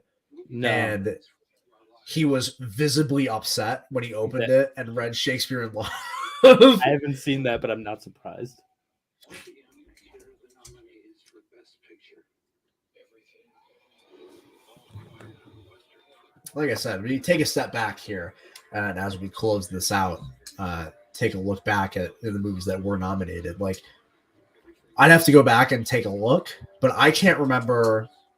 Maybe 2016, 2014, probably. No, Mhm. because that still had like The Theory of Everything, and that was Yeah. the American Sniper year. I'd have to go back and look, but I can't think of a Best Picture field. I can't think of a Best Picture field this like solid all around. Yeah. And I not that it matters like a single bit what my experience about this movie is or anything like that. But I remember when I went and saw when I saw Parallel Mothers last year, Mhm. I think is what it was. I had seen nothing about this movie. I knew nothing about it. I think I saw the poster maybe with all the googly eyes on it. Yeah. And I saw the trailer when I saw Parallel Mothers, and I didn't fucking understand what was going on with the trailer. I didn't recognize the name Daniels, even though I had seen Swiss Army Man. Yeah, but I didn't know who they were. I had seen Swiss Army Man too. I had no idea who it was. Also, And did you see Key just Yes. bear hugging Harrison Ford? Yeah. Yeah. I hadn't seen, like, I didn't know anything about the movie. I saw the trailer. It made no sense. Mhm. And then I went and saw the movie opening weekend in a packed house on a Tuesday night. So it was opening week. Mhm. And it's crazy. It's absolutely insane to me that this movie had the love and momentum behind it to somehow end up winning Best Picture. Like, I can't believe it. this is not the movie that does this. No. Like, I mean, Jesus, this is like one of the best Oscars I could have imagined. Yeah, this is perfect. He's so proud of me, not because of this, but because we made this. Is it too late to get Ke Huy Quan and Indiana Jones on the Dial of Destiny? I think it might be a little too late. Is it too late? Can we just film them like back? There's got to be a sound stage not far from there. Just throw up a couple of green screens, put them in the tux. I don't care. Memory eternal. Daniels, I don't know what to say. I love you guys. You just won Best Picture. We've said enough tonight. I just want to say that thank you so much, everyone, for you have all inspired me. I think All right. the things that I really Everything Everywhere is one Best Picture. It's been certainly a fun night for the Oscars. He's not in it, Josh. Sadly.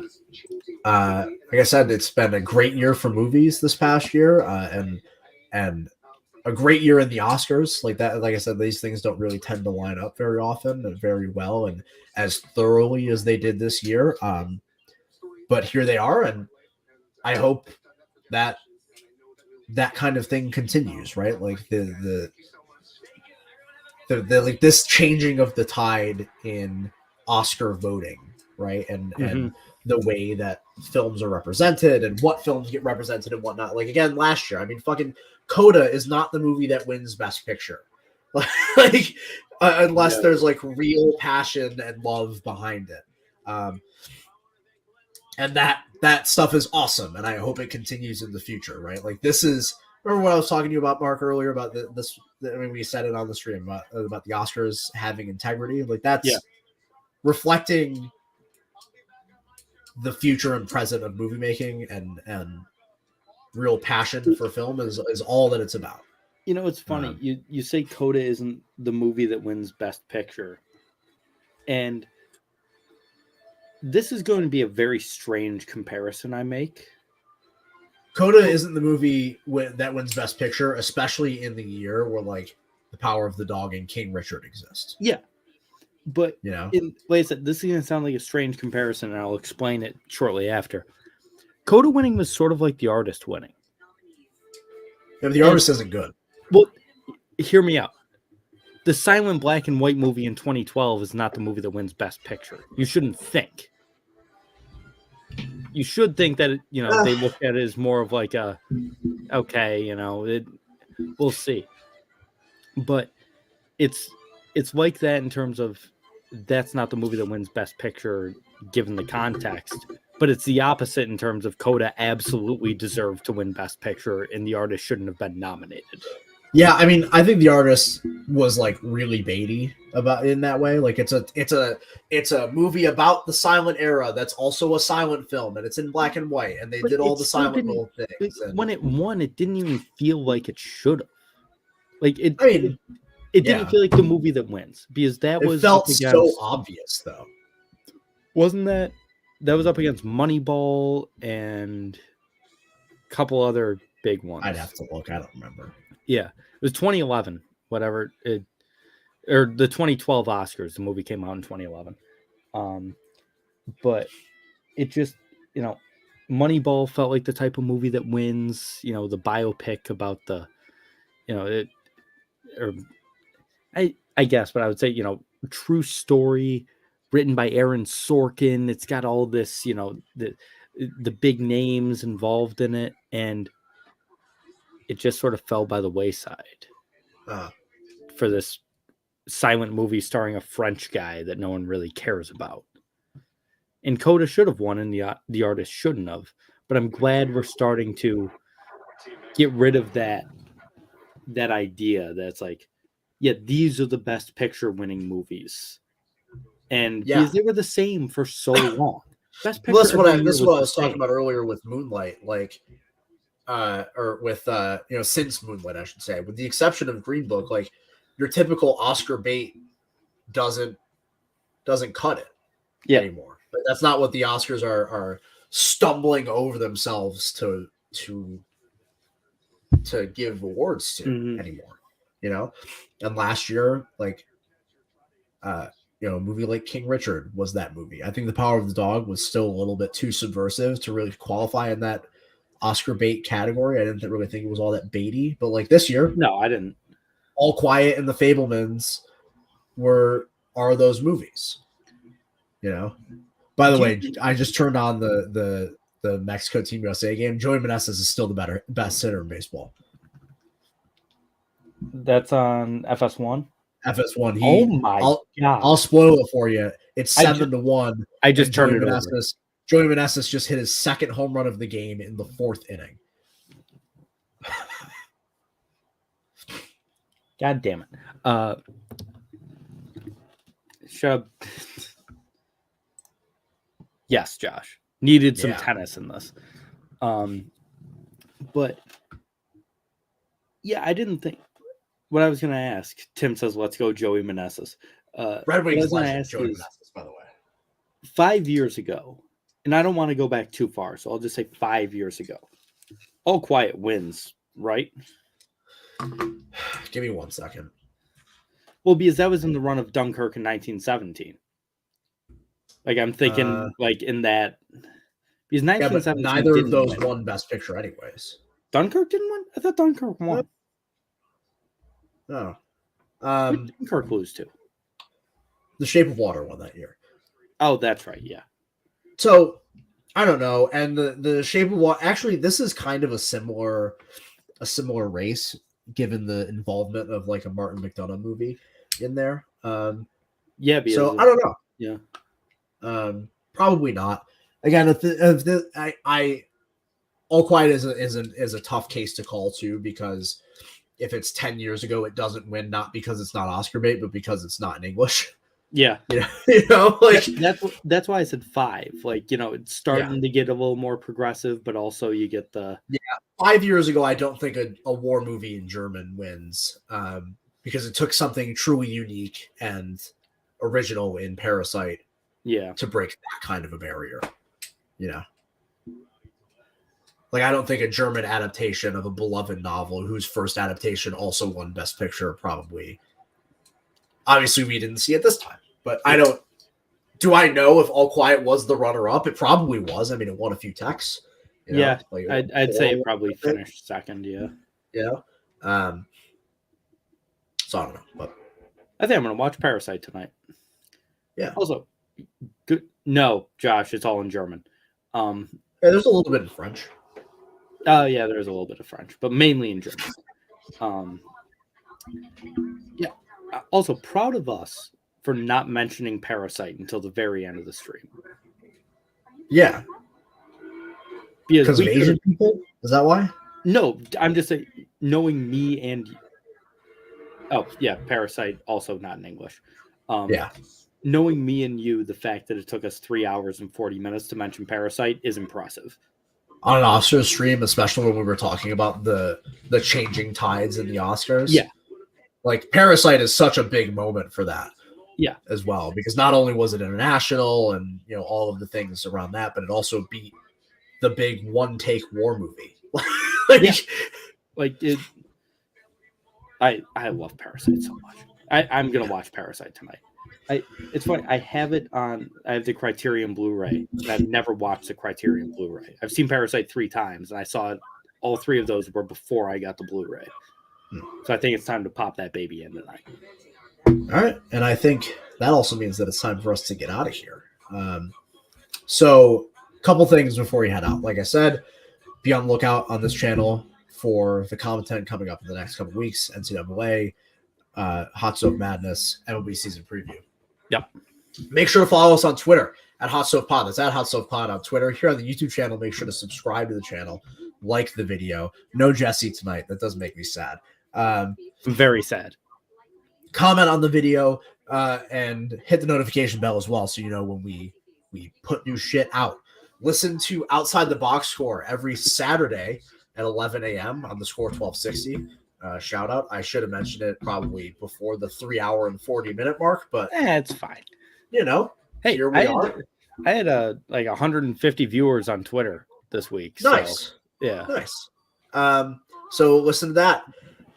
Otherwise, for those of you that watched live, a couple of you that were here the whole time, I appreciate that. Mm-hmm. Anybody else who popped in for a moment, whether they said anything in the chat or not, again, appreciate it greatly.